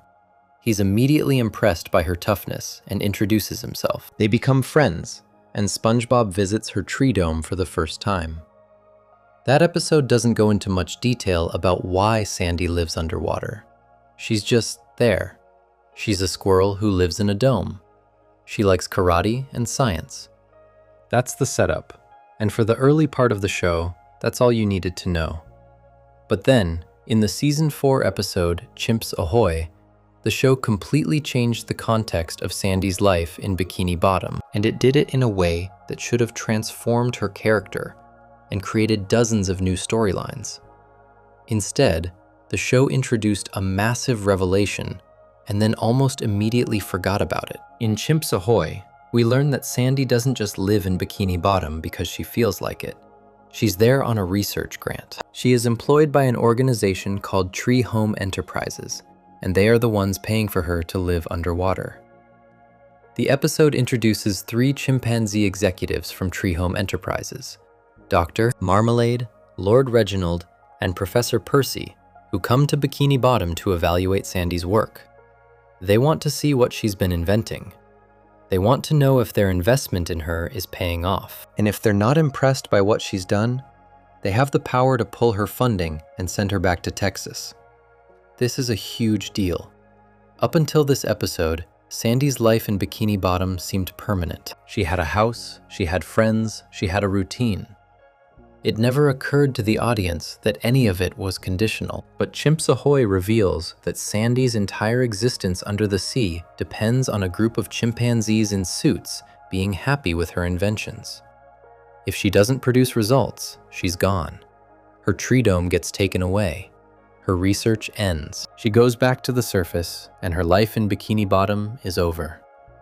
Everything she has, her home, her friendships, her adventures, all of it hangs on whether or not her bosses think she's doing a good enough job. The episode builds real tension around this threat. Sandy is nervous. She knows the chimps are coming, and she needs something impressive to show them. SpongeBob and Patrick try to help her by building inventions of their own. But they're SpongeBob and Patrick, so their inventions are ridiculous and useless. Sandy is running out of time and doesn't have anything groundbreaking to present. It's looking like she might actually be sent home. And then, at the last moment, the chimps discover one of the silly inventions that SpongeBob and Patrick came up with. A banana peeler and nutcracker combination device. For some reason, the chimps are so impressed by this that they not only let Sandy stay, they give her a major raise and extend her contract. Sandy's life is saved by a fluke. Now take a step back and think about what the show just established. Sandy Cheeks is not a free agent living in Bikini Bottom by choice. She's a funded scientist on assignment. Her presence in the ocean is tied to an employment contract with a surface world organization. Her bosses can show up unannounced to evaluate her work. She can be fired and removed from Bikini Bottom at any time. And the only reason she gets to stay after this evaluation is because her bosses happen to like a goofy gadget that she didn't even make. This should have opened up an entire world of storytelling possibilities. Think about the episodes you could build around this setup. Sandy racing to finish an invention before a deadline. Tree Home Enterprises sending her on a specific research mission that takes her and SpongeBob into dangerous parts of the ocean. Sandy having to choose between her scientific career and her friendships.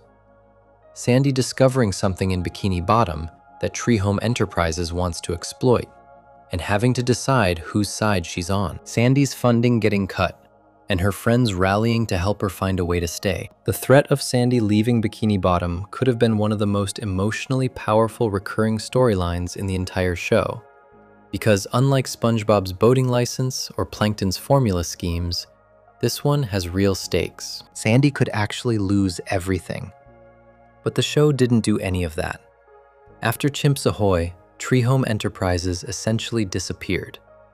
The chimpanzee executives have made very few appearances since that episode. Sandy's status as a funded scientist working under contract is almost never mentioned.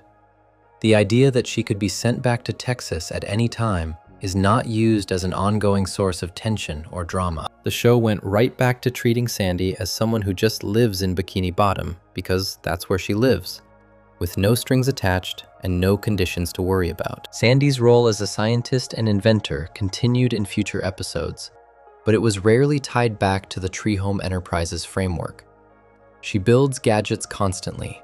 She has a full laboratory inside her tree dome. She creates teleporters, shrink rays, rockets, submarines, and all kinds of advanced technology. In Squidtastic Voyage, she builds a submarine small enough to go inside Squidward's body to retrieve a clarinet reed stuck in his throat. In Sandy's rocket, she has a fully functional spaceship that she uses to visit the moon.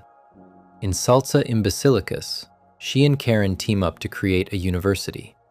Sandy is clearly one of the most brilliant minds in Bikini Bottom. She might be the smartest character in the entire show. But all of this inventive work exists in a vacuum. It's never connected to a larger purpose.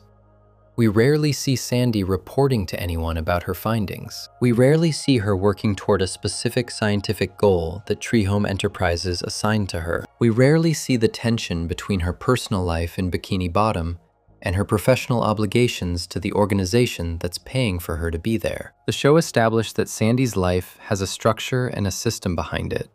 And then it stopped engaging with that structure almost entirely. What makes this even more frustrating is that the show has no problem exploring Sandy's connection to Texas and the surface world when it serves a comedic purpose. In Texas, one of the most beloved episodes in the early seasons, Sandy becomes homesick and considers moving back to the surface. SpongeBob and Patrick throw a Texas-themed party to convince her to stay. The episode works because the threat of Sandy leaving feels real and emotional. You genuinely worry that she might go. And when she decides to stay because her friends are her home now, it's one of the warmest moments in the whole series. But that episode aired in Season 1, years before Chimps Ahoy introduced the Tree Home Enterprises angle. After Chimps Ahoy, the show had an even better mechanism for creating that same kind of tension. Sandy doesn't just have to want to stay in Bikini Bottom. She has to earn the right to stay. Her bosses have to approve of her staying. And if she doesn't deliver results, the decision isn't even hers to make. That's a much richer and more complicated version of the same emotional conflict from Texas. But the show never used it that way. The show also established in Chimps Ahoy that the voice actor for Lord Reginald, one of the chimpanzee executives, was Rick Mayall, a beloved British comedian. Mayall passed away in 2014, which may have been one factor in the show not bringing that specific character back. But Dr. Marmalade and Professor Percy were voiced by different actors, and the concept of Tree Home Enterprises as an organization didn't depend on any single character. The show could have brought in new executives, new evaluations, new conflicts. It just didn't. Sandy's scientific background does come up in other ways across the show. In Perfect Chemistry, she meets Plankton and is impressed by his laboratory. The two of them work together on an invention, and it's one of the rare episodes where Sandy interacts with a character outside her usual circle in a meaningful way. She even tells Plankton that she knew he was going to try to steal the Krabby Patty formula, which shows that she's aware of his reputation, but was willing to collaborate with him anyway. The episode hints at a dynamic between Sandy and Plankton as fellow scientists that could have been explored further. Two of the smartest characters in Bikini Bottom, one good and one villainous, finding common ground through their love of science. But like so many other promising setups on this show, it was introduced and then not followed through on in any sustained way. In Salsa Imbecilicus, Sandy and Karen, Plankton's computer wife, team up to create a university in Bikini Bottom. It's a fun episode that shows Sandy taking her scientific role seriously and trying to bring education to the town. But again, it's a one-off. The university doesn't become a recurring location. Sandy's role as an educator and scientist in the community doesn't carry forward into future episodes. The show gives her these big moments of ambition and then doesn't let them stick. Even Sandy's karate, which was one of her defining traits in the first few seasons, has been gradually pushed to the side. In early episodes, like Karate Choppers and Sandy, SpongeBob, and the Worm, karate was central to who Sandy was. She and SpongeBob would practice together constantly. It was their main bonding activity outside of just hanging out. But as the show went on, karate episodes became less frequent. Sandy's identity shifted more towards science and invention, which is fine on its own, but it's another example of the show setting up a specific aspect of a character and then slowly moving away from it without resolution. The core issue with Sandy's storyline is that Chimps Ahoy gave her character a framework that could have driven episodes for years. The idea that Sandy is essentially a contractor working on behalf of a surface world organization, that her life in Bikini Bottom has an expiration date unless she keeps producing, that there's a whole world above the water making decisions about her future. All of that is rich material. It adds depth to Sandy. It raises the stakes of her everyday life. It turns simple moments, like her building a new gadget, into something that matters beyond just that one episode. Because every invention she makes is potentially the thing that determines whether she gets to stay. But the show chose not to use any of this in a sustained way. Sandy invents things. Sandy does science. Sandy lives in her tree dome, and Tree Home Enterprises exists somewhere in the background. Technically part of the story, but never actually driving it. It's one of the most wasted setups in the entire show. a storyline that had everything going for it and was abandoned almost as soon as it was introduced. And maybe that's the pattern with SpongeBob SquarePants at this point. The show is incredibly good at creating setups.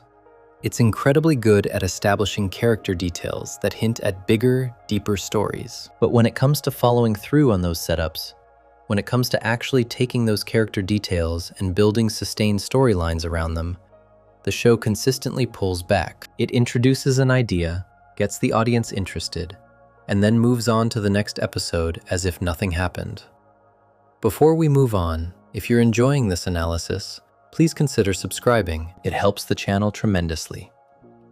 Sandy's employment situation, Mrs. Puff's dark past, Pearl's missing mother, Mr. Krabs and Plankton's broken friendship.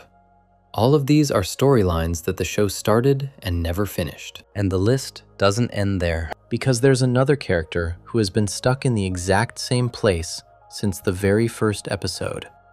A character whose biggest dream has been teased and denied so many times that the denial itself has become the story. And that character is Squidward Tentacles. Section 9. Squidward's Artistic Ambitions. The Dream That's Always Denied. If there is one character in SpongeBob SquarePants who wants more out of life, who genuinely believes he deserves better than what he has, who wakes up every single morning convinced that he was meant for something greater, it's Squidward Tentacles. He lives in a stone head-shaped house between SpongeBob's pineapple and Patrick's rock. He works the cash register at the Krusty Krab for minimum wage, under a boss who couldn't care less about him. He spends his days surrounded by people he considers beneath him, dealing with customers he can't stand, and listening to SpongeBob's high-pitched laughter through the walls of his house every single night. Squidward hates his life. And the show has made it very clear from the very first season that Squidward believes he's meant for something much bigger. Squidward has two great passions in life, two things that he cares about more than anything else, two things that he has dedicated years of practice and effort to, two things that he genuinely believes will one day lift him out of his miserable existence and into the life he was always supposed to live. The first is playing the clarinet. The second is painting. And the show has spent over 25 years teasing the possibility that Squidward might actually succeed at one of them, only to pull the rug out from under him every single time. Let's start with the clarinet. Squidward plays the clarinet constantly. He practices in his house, he performs for anyone who will listen, and he enters recitals and auditions whenever he gets the chance. The clarinet is not just a hobby for Squidward. It's his identity. It's the thing he points to when he wants to prove that he's more than just a cashier at a fast food restaurant. When he talks about his clarinet, you can hear in his voice that he truly believes he has talent. He truly believes that one day people will hear him play and recognize his greatness.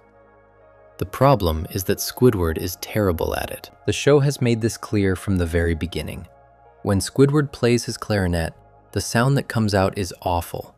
It's screechy, it's off-key, and it physically bothers the people and animals around him. In Squidville, he moves to a community full of other octopuses who share his interests, and even they can't stand his playing.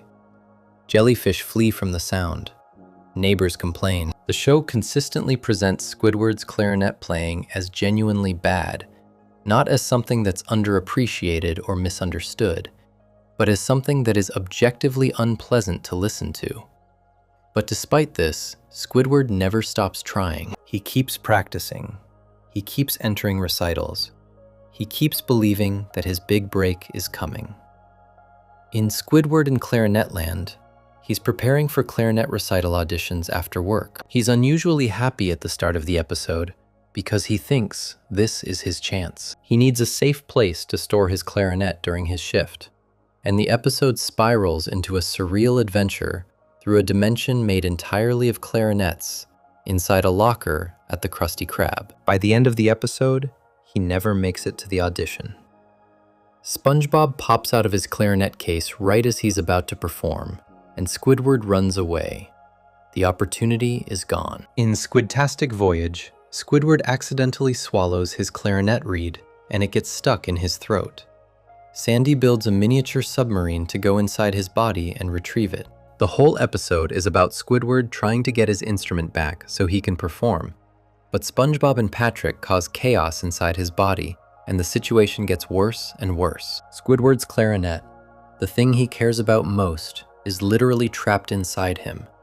And even that becomes a source of suffering, rather than a stepping stone to success. In SpongeBob Tentacle Pants, Squidward has a clarinet recital coming up, but he gets accidentally fused with SpongeBob through one of Sandy's inventions. He can't go to his recital stuck to the most annoying person he knows. Sandy eventually manages to separate them, but the machine malfunctions, and Squidward ends up fused with SpongeBob, Patrick, Sandy, Mr. Krabs, Pearl, and Mrs. Puff all at once. Another opportunity destroyed, another recital missed. The show keeps doing this. It keeps putting a musical opportunity in front of Squidward, letting him get excited about it, letting the audience think, maybe this time things will be different, and then taking it away through some disaster or interruption. It's a pattern that has repeated across dozens of episodes over more than 2 decades, and it has never once broken in Squidward's favor in a way that sticks. Well, almost never. There is one episode where Squidward actually succeeds musically, and it's one of the greatest episodes in the entire series.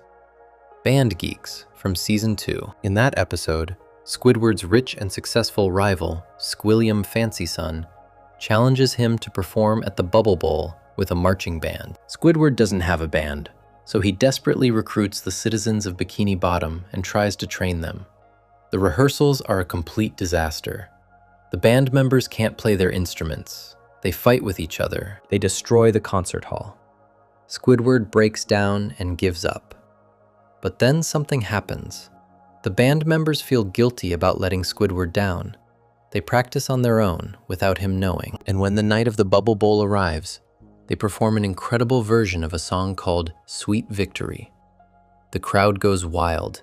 Squilliam faints from shock. Squidward stands on stage, conducting the performance of his life. And for the first and arguably only time in the entire series, he experiences genuine, unqualified success in front of a large audience. It's one of the most satisfying moments in SpongeBob history. And then the next episode starts, and none of it matters.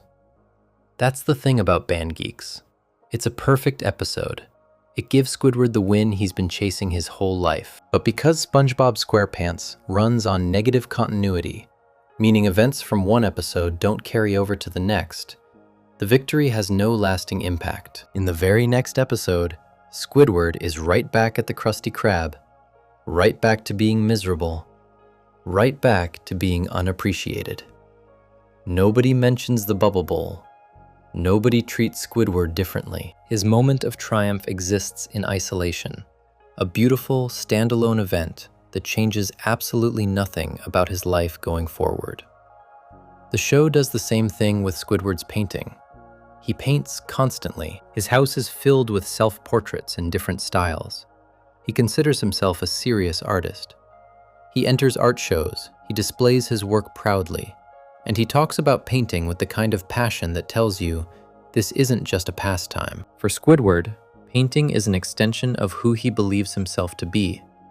A cultured, sophisticated artist trapped in a world of idiots who can't appreciate real talent. But just like his clarinet playing, the show consistently denies him recognition.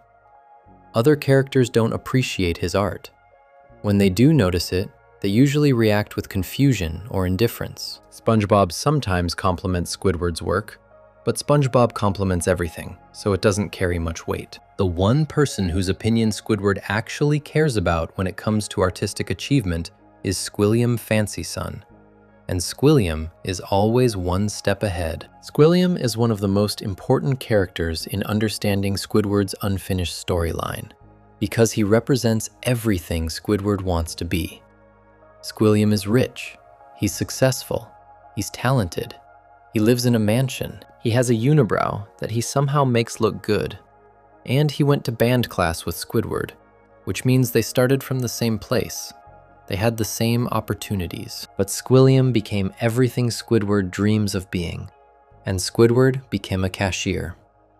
The rivalry between Squidward and Squilliam appears in several episodes across the series. In Band Geeks, it's Squilliam's challenge that drives the entire plot. In Squilliam Returns, Squilliam visits the Krusty Krab, and Squidward lies about being the owner of a fancy restaurant, leading to an elaborate scheme to impress him that falls apart spectacularly. In House Fancy, both Squidward and Squilliam appear on a home design television show.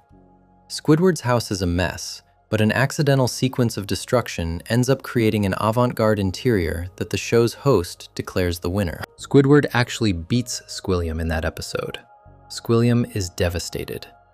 But just like Band Geeks, the victory doesn't carry forward. The next time we see Squidward, he's back in his normal house, back at his normal job, back to being the same miserable character he's always been. The win against Squilliam doesn't elevate his status, doesn't change his circumstances, and doesn't give him the confidence to pursue his dreams more aggressively. It just happened, and then it was over. This is the fundamental tragedy of Squidward's character. He has dreams. Real, specific, clearly defined dreams. He wants to be a celebrated musician. He wants to be a recognized artist. He wants to escape the Krusty Krab and live the kind of life that Squilliam has. These aren't vague wishes.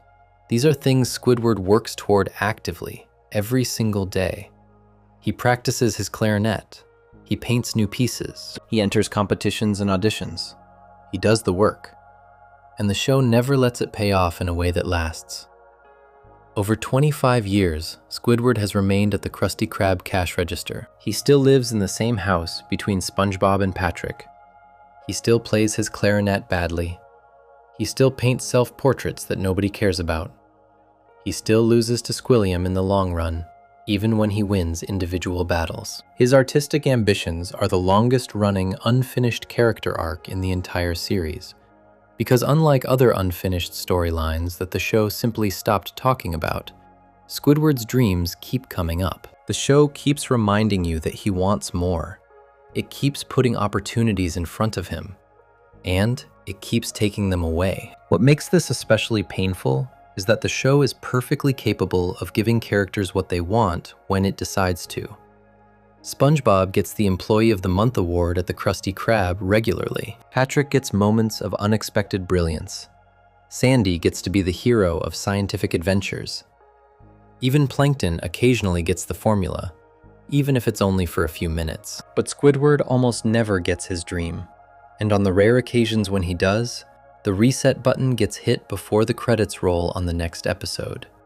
Some fans have argued that this is the point, that Squidward's suffering is the joke, that the humor comes from watching a character who thinks he's better than everyone around him constantly be proven wrong or denied what he wants. And there's some truth to that. A lot of Squidward's comedy comes from the gap between how he sees himself and how the world sees him. He thinks he's a genius. The world thinks he's a grumpy cashier. That gap is funny. But there's a difference between a character being the butt of a joke and a character having a genuinely unfinished arc. Squidward's artistic ambitions aren't just punchlines. They're core parts of who he is. The show has invested real time in showing us why these dreams matter to him. It's shown us his jealousy of Squilliam.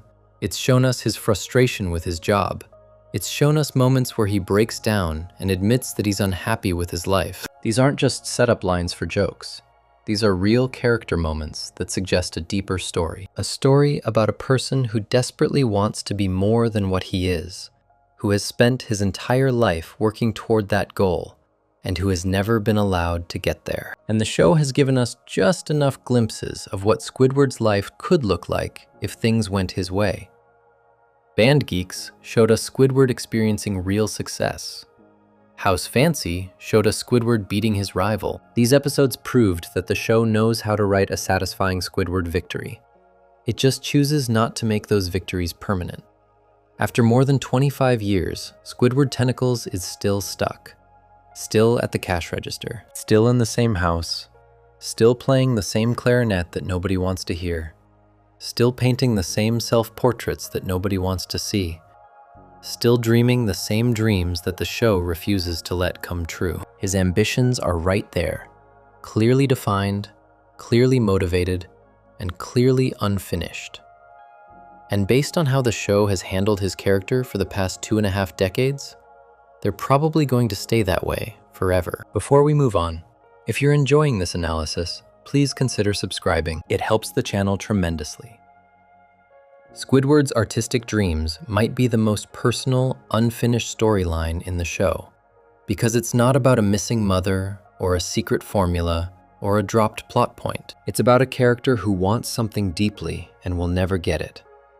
But Squidward isn't the only character in SpongeBob whose deepest wishes were set up by the show and then left hanging, because there's another relationship in the series that was teased from the very beginning, one that the show's own creator deliberately set up and then shut down forever: the romance between SpongeBob and Sandy. Section 10. The SpongeBob and Sandy romance. Teased from day one, never delivered. If you've been watching SpongeBob SquarePants for any length of time, you've probably noticed something about SpongeBob and Sandy's relationship. There's a closeness between them that feels a little different from SpongeBob's other friendships. SpongeBob and Patrick are best friends, but their relationship is built on silliness and shared stupidity. SpongeBob and Squidward have a one-sided dynamic, where SpongeBob adores his neighbor and Squidward can barely tolerate him.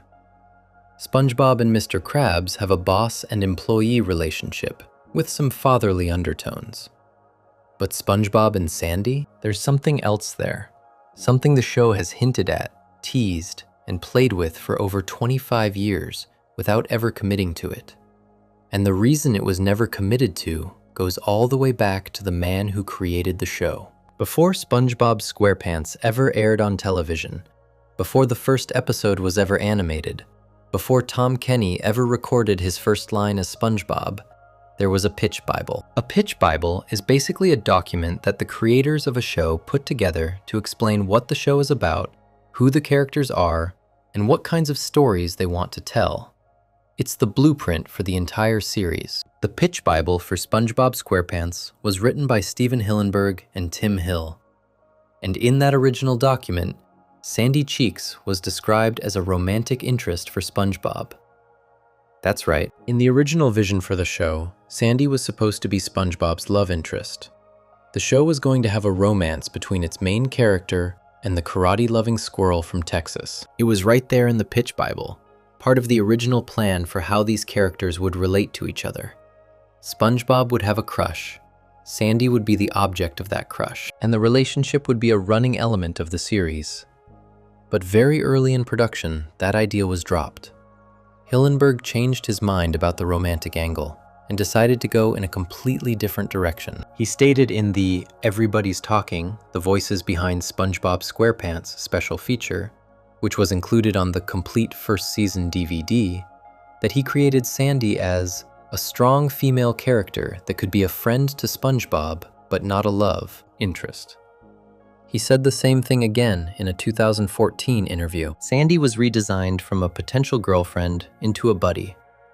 She would be tough, independent, and capable, and her relationship with SpongeBob would be based on friendship and shared interests, like karate, not on romance. Hillenburg went even further than just removing the romance.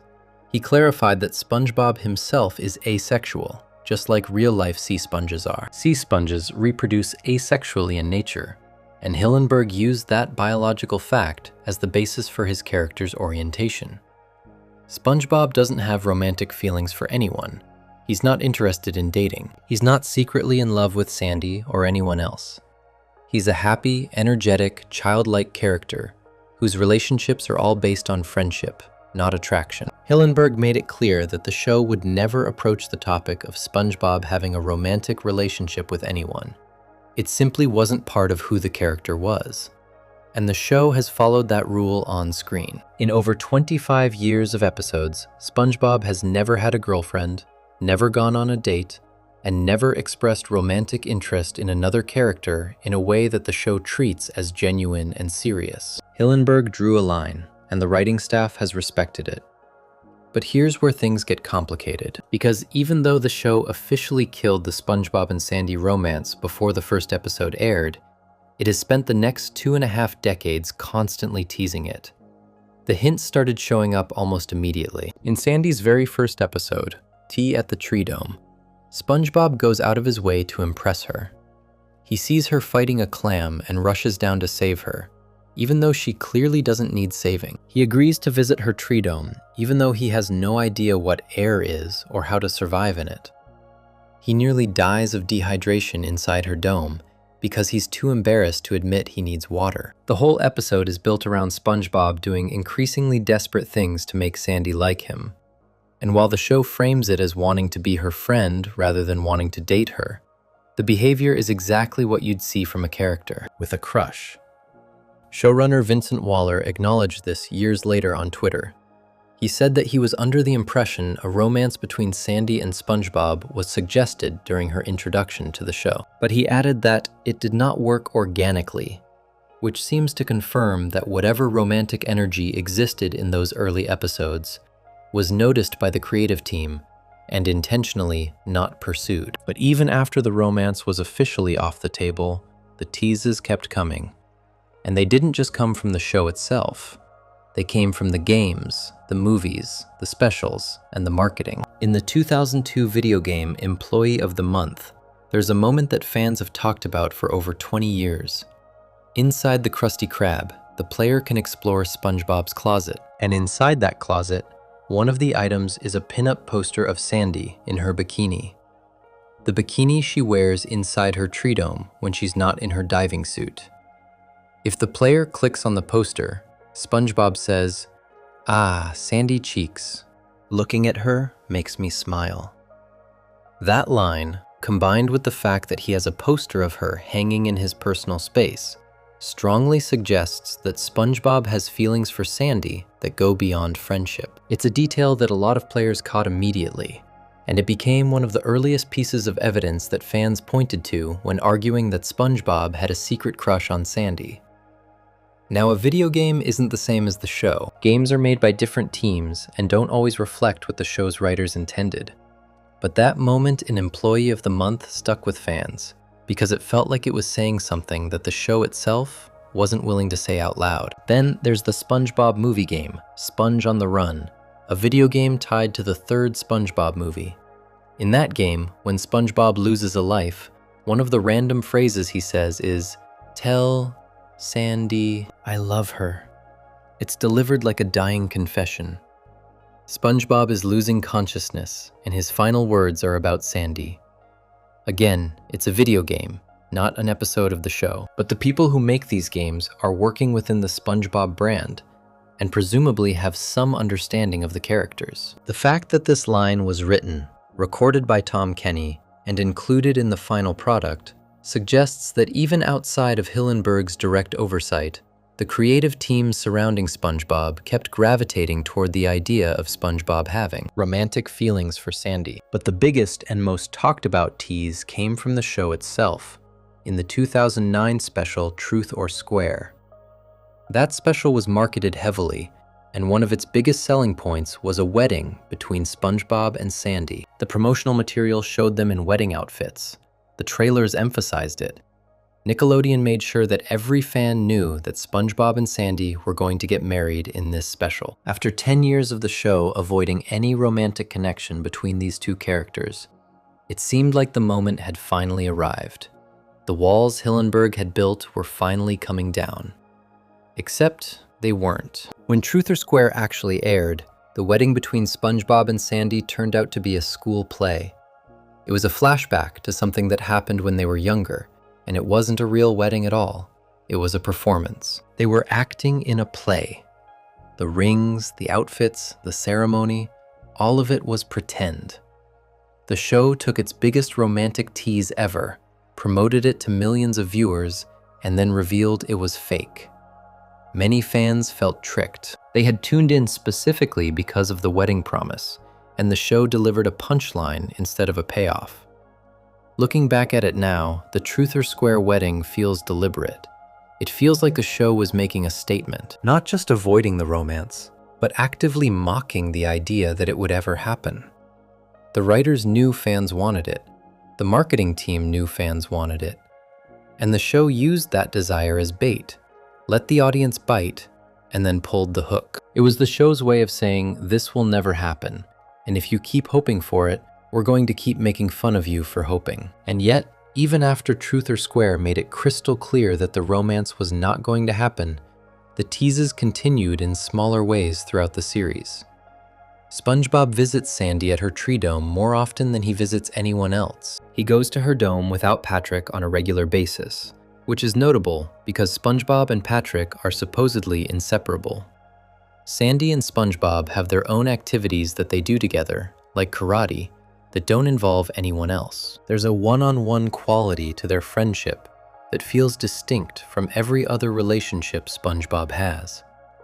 Sandy, for her part, has been shown to care deeply about SpongeBob as well. She builds inventions to help him. She stands up for him when others mistreat him.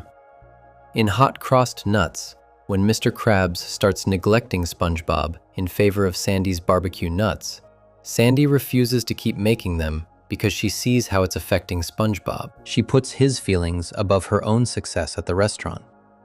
That's a significant gesture, and while it's framed as friendship, it's the kind of thing that in any other show, with any other pair of characters, would be read as something more. The whole situation creates a strange dynamic where the show is constantly generating romantic energy between two characters that it has officially declared will never be together. The writers clearly enjoy pairing SpongeBob and Sandy in scenarios that feel intimate or significant. They clearly know that fans pick up on these moments, and they clearly have no intention of ever making the relationship official. It's a permanent tease with no resolution. What makes this particularly interesting is the reason behind it. This isn't a storyline that the show dropped because the writers lost interest, or because the characters didn't work well together. This is a storyline that was killed by a specific creative decision from the show's creator. Hillenburg didn't want SpongeBob to have a love interest. He wanted SpongeBob to be asexual. He wanted Sandy to be a strong, independent character, defined by her abilities rather than by her connection to the male lead. Those were thoughtful, intentional choices, and the show has honored them. But the result is a situation where the original vision and the ongoing reality of the show are slightly at odds with each other. Hillenburg said no romance. The show keeps generating moments that feel romantic. The games have SpongeBob confessing his love. The specials have fake weddings.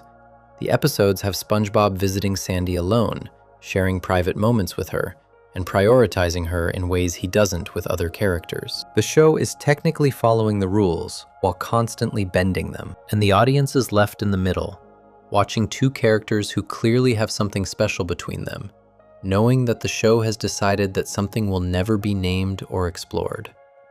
It's not a drop storyline in the traditional sense. It's a storyline that was strangled in the crib before the show even started, and then spent the next 25 years haunting every interaction between SpongeBob and Sandy like a ghost that refuses to leave. Will SpongeBob and Sandy ever get together?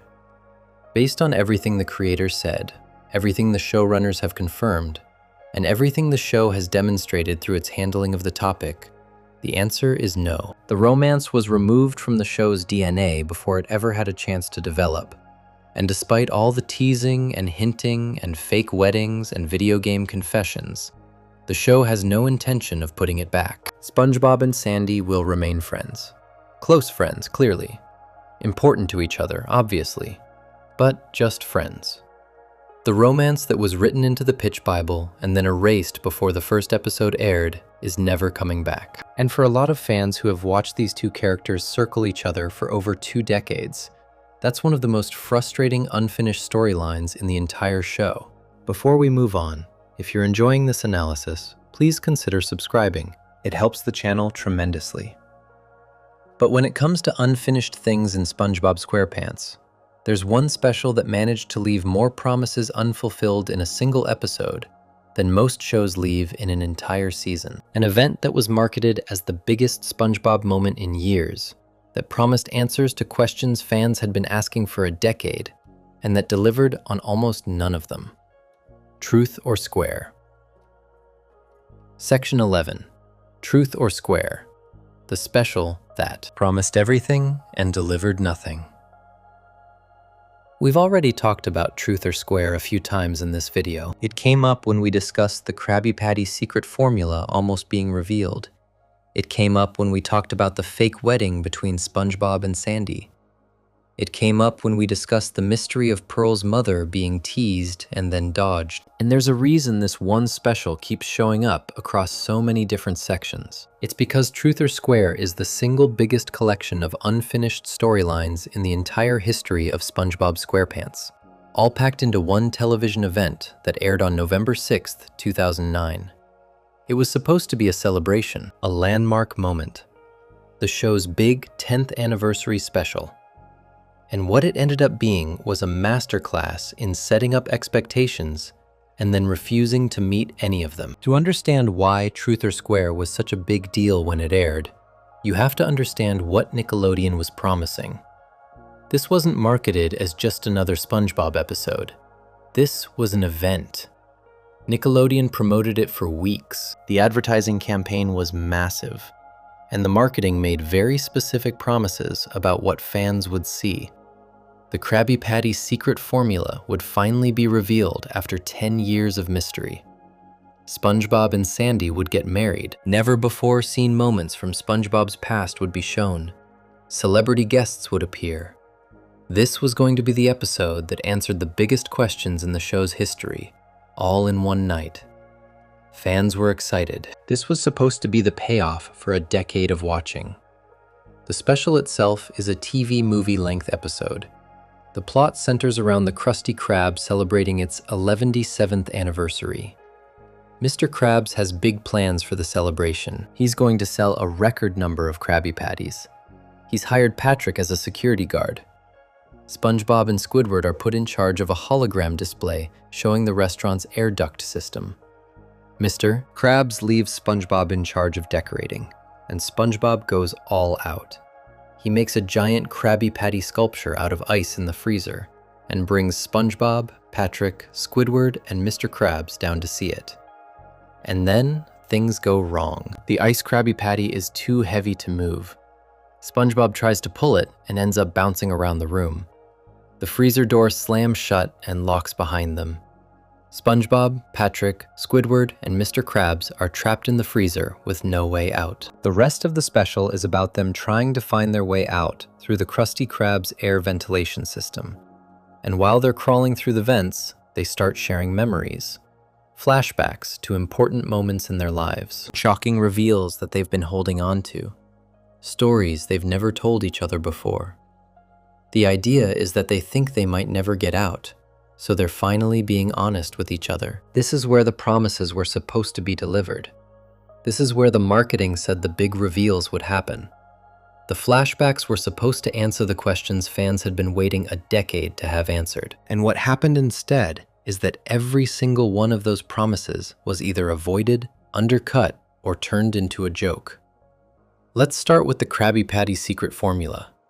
This was the biggest promise in the marketing. After 10 years of Plankton trying to steal it, after 10 years of the audience wondering what's in it, Nickelodeon told fans that the formula would finally be revealed in Truth or Square. And there is a moment in the special where it seems like that's about to happen. SpongeBob starts telling a flashback story about the time Mr. Krabs first shared the secret formula with him. The scene builds up. SpongeBob is standing in the Krusty Krab. Mr. Krabs is about to hand him the formula. The music shifts. It feels like the moment is actually here. After all this time, the audience is finally going to see what's written on that piece of paper. And then the scene cuts away. It just stops. The flashback ends right before the formula is shown, and the special moves on to something else entirely. No explanation. No, we'll come back to this later.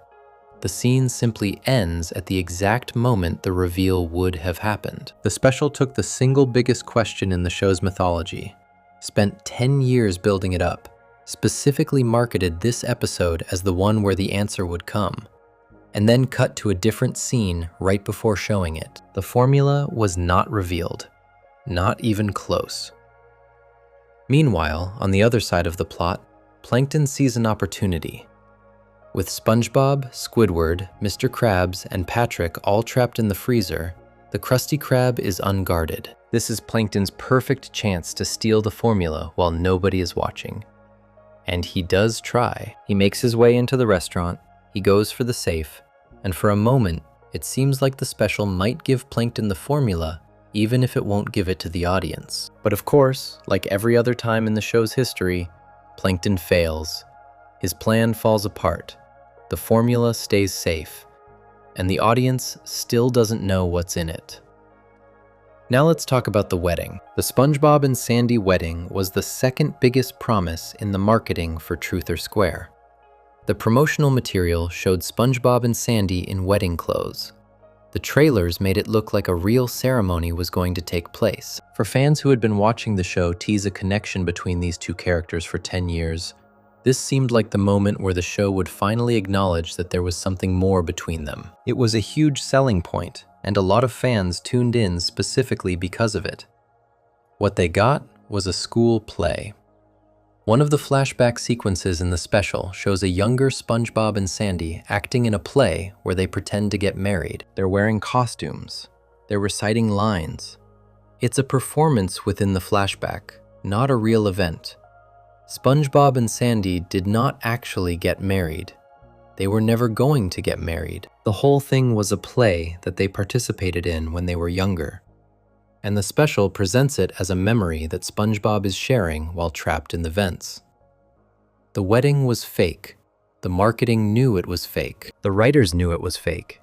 And they promoted it as real anyway, because they knew fans would tune in for it. When the truth was revealed in the episode, the reaction from fans was immediate.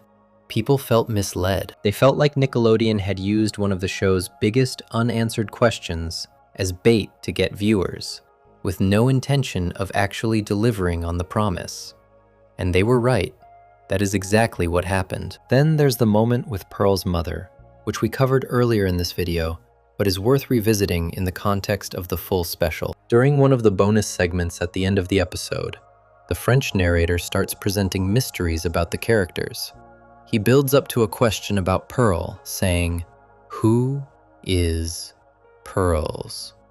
And the audience holds their breath. After everything else the special had already failed to deliver, this felt like maybe, just maybe, the show was going to throw fans one real answer. One genuine reveal after all the fake-outs. And then the narrator finishes with, "Best friend?" Not her mother, her best friend. Nobody was asking about Pearl's best friend. Everyone was asking about her mother. And the show knew that. It used the audience's real question as the setup for a deliberate misdirect. 3 major promises, 3 complete failures to deliver. The formula wasn't revealed. The wedding wasn't real. Pearl's mother wasn't addressed. The special took the 3 biggest unresolved storylines in the show and used them as marketing tools, brought millions of viewers to their televisions, and then gave them punchlines where they expected answers. And it didn't stop there.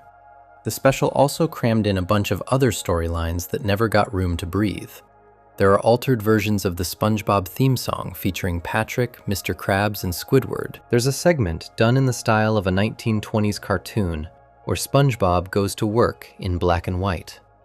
There are celebrity appearances woven into the Patchy the Pirate segments that run alongside the main plot. Patchy, the show's live-action superfan played by Tom Kenny, has his own subplot where he goes to Nickelodeon Studios to try to meet SpongeBob in person. He ends up in the casting room, finds a list of celebrity phone numbers, and starts calling people.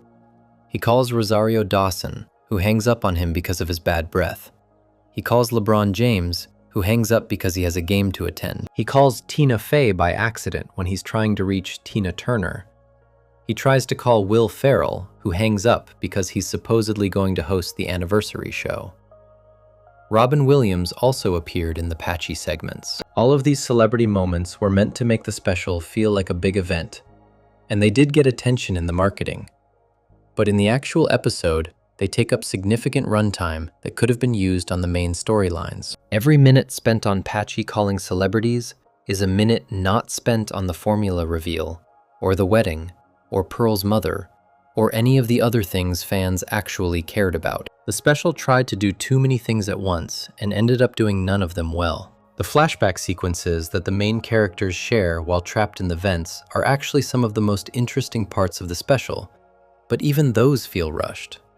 Mr. Krabs shares a memory, Squidward shares a memory, Patrick shares a memory, SpongeBob shares multiple memories, but none of them get enough time to develop into anything meaningful because the special keeps cutting back to Patchy's subplot or jumping to the next flashback before the current one has had time to land. The pacing is frantic in a way that works against the emotional weight of what the characters are sharing. And this is what makes Truth or Square such a perfect example of the show's relationship with unfinished storylines. It's not just that the special failed to deliver on its promises. It's that the special was specifically designed to capitalize on those unfinished storylines without ever intending to finish them. The marketing team knew that the formula, the wedding, and Pearl's mother were the three things fans wanted most. They used those desires to build hype, sell advertising, and get the highest possible ratings for the anniversary event. And the writing team constructed the special in a way that would get as close to those reveals as possible without actually crossing the line. The formula flashback goes right up to the moment of revelation and stops. The wedding goes right up to the point where it seems real and then turns out to be a play. Pearl's mother gets teased in the most dramatic way possible and then gets swapped out for a completely different question. Every single one of these moments is carefully constructed to maximize the feeling of almost getting there before pulling back. It's not sloppy writing, it's extremely precise writing.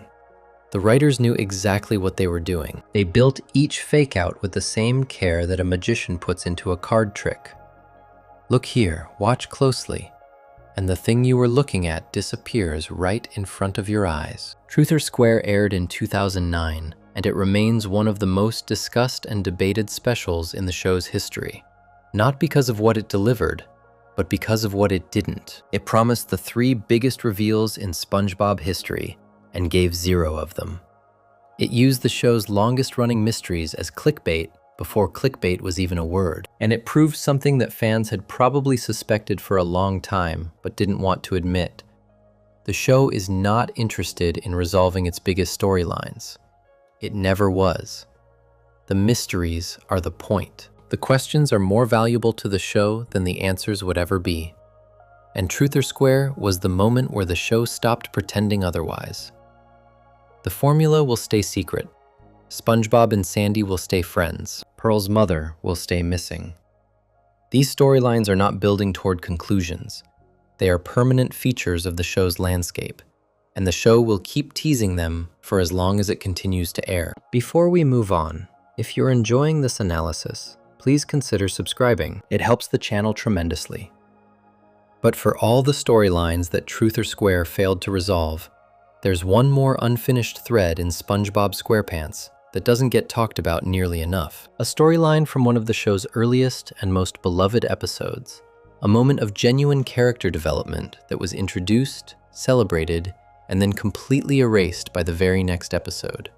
The time Sandy was hired to work at the Krusty Krab. Section 12. The Karate Chopper's Promise. Sandy working at the Krusty Krab. Throughout this video, we've looked at some of the biggest unfinished storylines in SpongeBob SquarePants. Mysteries that have been teased for decades, relationships that were set up and never developed, character arcs that keep going around in circles without ever reaching a destination. But there's one more unfinished storyline that deserves attention, and it's different from all the others. It's not a big mystery like the Krabby Patty formula or Pearl's mother. It's not a long-running tease like the SpongeBob and Sandy romance. It's something much simpler. It's a moment from one of the show's earliest episodes, where a genuine piece of character development happened on screen, was acknowledged by the characters, was celebrated as a good thing, and then was completely erased by the time the next episode started. And it never came back for years. The episode is Karate Choppers from Season 1. And the development that got thrown away is Sandy Cheeks working at the Krusty Krab alongside SpongeBob. Karate Choppers is one of the classic early episodes of the show. It centers on SpongeBob and Sandy's shared love of karate. In the world of SpongeBob SquarePants, karate is one of the main things that bonds SpongeBob and Sandy together. It's their activity, their thing. They practice together constantly, sneak attacking each other at random moments throughout the day, and treating the whole thing like a game that never ends. One of them will be going about their normal business, and the other one will jump out from behind a corner with a karate chop. It's playful, it's competitive, and it's a huge part of their friendship, especially in the early seasons of the show. In Karate Choppers, SpongeBob and Sandy's karate obsession starts causing problems. SpongeBob is so focused on karate that it begins interfering with his work at the Krusty Krab. He's distracted. He's not paying attention to his cooking. He's sneaking away from the grill to practice his moves. Mr. Krabs notices, and he's not happy about it. The Krusty Krab is a business, and Mr. Krabs needs his fry cook focused on making Krabby Patties, not chopping the air with his hands. Mr. Krabs gives SpongeBob an ultimatum. He tells SpongeBob that he has to choose between karate and his job. No more karate at the Krusty Krab. No more karate during work hours. If SpongeBob wants to keep his job, the karate has to stop. This is a big deal for SpongeBob because the Krusty Krab is his whole world. He loves being a fry cook more than almost anything. But he also loves karate, and he loves doing karate with Sandy. Being told he has to give one of them up puts him in a genuinely difficult position. SpongeBob tries to follow Mr. Krabs' rules. He tries to stop doing karate. But Sandy keeps showing up, keeps challenging him, keeps trying to get him to spar. She doesn't know about Mr. Krabs' rule, or she doesn't care. She just wants to do karate with her friend. SpongeBob keeps resisting, keeps telling her he can't, but the temptation is too strong. Eventually he gives in, and they end up having a full karate session that takes them all across Bikini Bottom. But here's where the episode takes an interesting turn. During their karate battle, SpongeBob and Sandy end up chopping through a bunch of food ingredients. Lettuce, tomatoes, cheese, all kinds of stuff gets sliced up perfectly by their karate moves. They're not even trying to prepare food, they're fighting. But the result of their fighting is perfectly chopped ingredients that could be used in a kitchen. SpongeBob has an idea. If karate can be used to chop food, then karate isn't just a hobby, it's a work skill. He brings Sandy to the Krusty Krab and shows Mr. Krabs what they can do. SpongeBob and Sandy demonstrate their karate skills by using their chops and kicks to slice ingredients for Krabby Patties. They turn their martial arts into a food preparation technique. The ingredients are cut faster, more precisely, and more efficiently than if they were using regular kitchen tools. Mr. Krabs sees this and realizes that karate isn't a distraction from work. It can actually be used to make work better. Mr. Krabs is impressed. He's so impressed that he hires Sandy on the spot. Right there, at the end of the episode, Sandy Cheeks becomes an employee of the Krusty Krab. She and SpongeBob are going to work together, using their karate skills to prepare food side by side. It's presented as a happy ending. SpongeBob gets to keep doing karate and keep his job. Sandy gets a new job working with her friend. Mr. Krabs gets a faster, more efficient kitchen. Everyone wins. Now think about what this means for the show. Sandy Cheeks, one of the main characters of the series, has just been hired at the Krusty Krab. This is a major status quo change. Up until this point, the Krusty Krab crew was SpongeBob, Squidward, and Mr. Krabs, with Plankton as the external threat across the street. Adding Sandy to the mix changes the whole dynamic. You now have SpongeBob and Sandy working together every day. You have Squidward dealing with 2 enthusiastic coworkers instead of 1. You have Mr. Krabs managing a bigger team. You have Sandy bringing her scientific mind and physical toughness into a restaurant environment. The storytelling potential is enormous. Think about the kinds of episodes you could build around this. Sandy and SpongeBob competing to see who can make Krabby Patties faster. Sandy inventing new kitchen equipment that Mr. Krabs either loves because it saves money or hates because it costs money. Sandy and Squidward having to work together despite their very different personalities and work ethics. Plankton having to deal with an extra line of defense at the Krusty Krab because now there's a karate expert on staff. Sandy, struggling to balance her restaurant job with her scientific research for Tree Home Enterprises. The possibilities are huge. Having Sandy at the Krusty Krab changes the entire ecosystem of the show's most important location, and the show threw all of it away. The very next episode acts as if karate choppers never happened. Sandy is not at the Krusty Krab. She's back in her tree dome doing her own thing, completely separate from the restaurant. Mr. Krabs never mentions hiring her. SpongeBob never mentions having a new coworker. Squidward never complains about sharing the kitchen with a squirrel. It's as if the entire ending of Karate Choppers was a dream that everyone woke up from and immediately forgot. This is what SpongeBob SquarePants fans call negative continuity. It's the principle that events from one episode don't carry over into the next. Each episode exists as its own self-contained story. Characters can be destroyed, locations can be leveled, entire relationships can change, and none of it matters once the credits roll. The next episode starts fresh, and everything is back to normal. SpongeBob has always operated this way, and most of the time, it works. It's a cartoon. It's meant to be fun and funny, not a serialized drama where every event has permanent consequences. But Karate Choppers is one of those cases where negative continuity feels like a real loss. Because what happened at the end of that episode wasn't random chaos or a magical transformation or something absurd that obviously couldn't carry forward. It was a logical, character-driven development that made sense within the world of the show. Sandy has skills. Those skills are useful at the Krusty Krab. Mr. Krab sees the value and hires her. That's a completely reasonable chain of events. There's nothing about it that breaks the show's reality or requires a reset. It could have been permanent. It could have become part of the show's fabric. And it was just thrown away. After Karate Choppers, Sandy almost never appears at the Krusty Krab in any meaningful capacity. She's a customer sometimes. She shows up for scenes that happen to take place there, but she's not an employee. She doesn't work alongside SpongeBob. She doesn't chop ingredients with karate. The entire premise that was established at the end of Karate Choppers is completely absent from the rest of the series for years. It wasn't until the much later episode, Hot Cross Nuts, that the show finally revisited the idea of Sandy working at the Krusty Krab. In that episode, Mr. Krabs has Sandy selling her barbecue nuts at the restaurant. He gives her grills to cook on and starts incorporating her food into the Krusty Krab's menu. It's not the same as the karate chopping concept from Karate Choppers, but it does put Sandy back in the restaurant in a working role. And the episode actually does something interesting with the dynamic. When Mr. Krabs starts paying more attention to Sandy's nuts than to SpongeBob's Krabby Patties, Sandy notices that SpongeBob is being neglected. She stands up for him and refuses to make more nuts until Mr. Krabs treats SpongeBob fairly.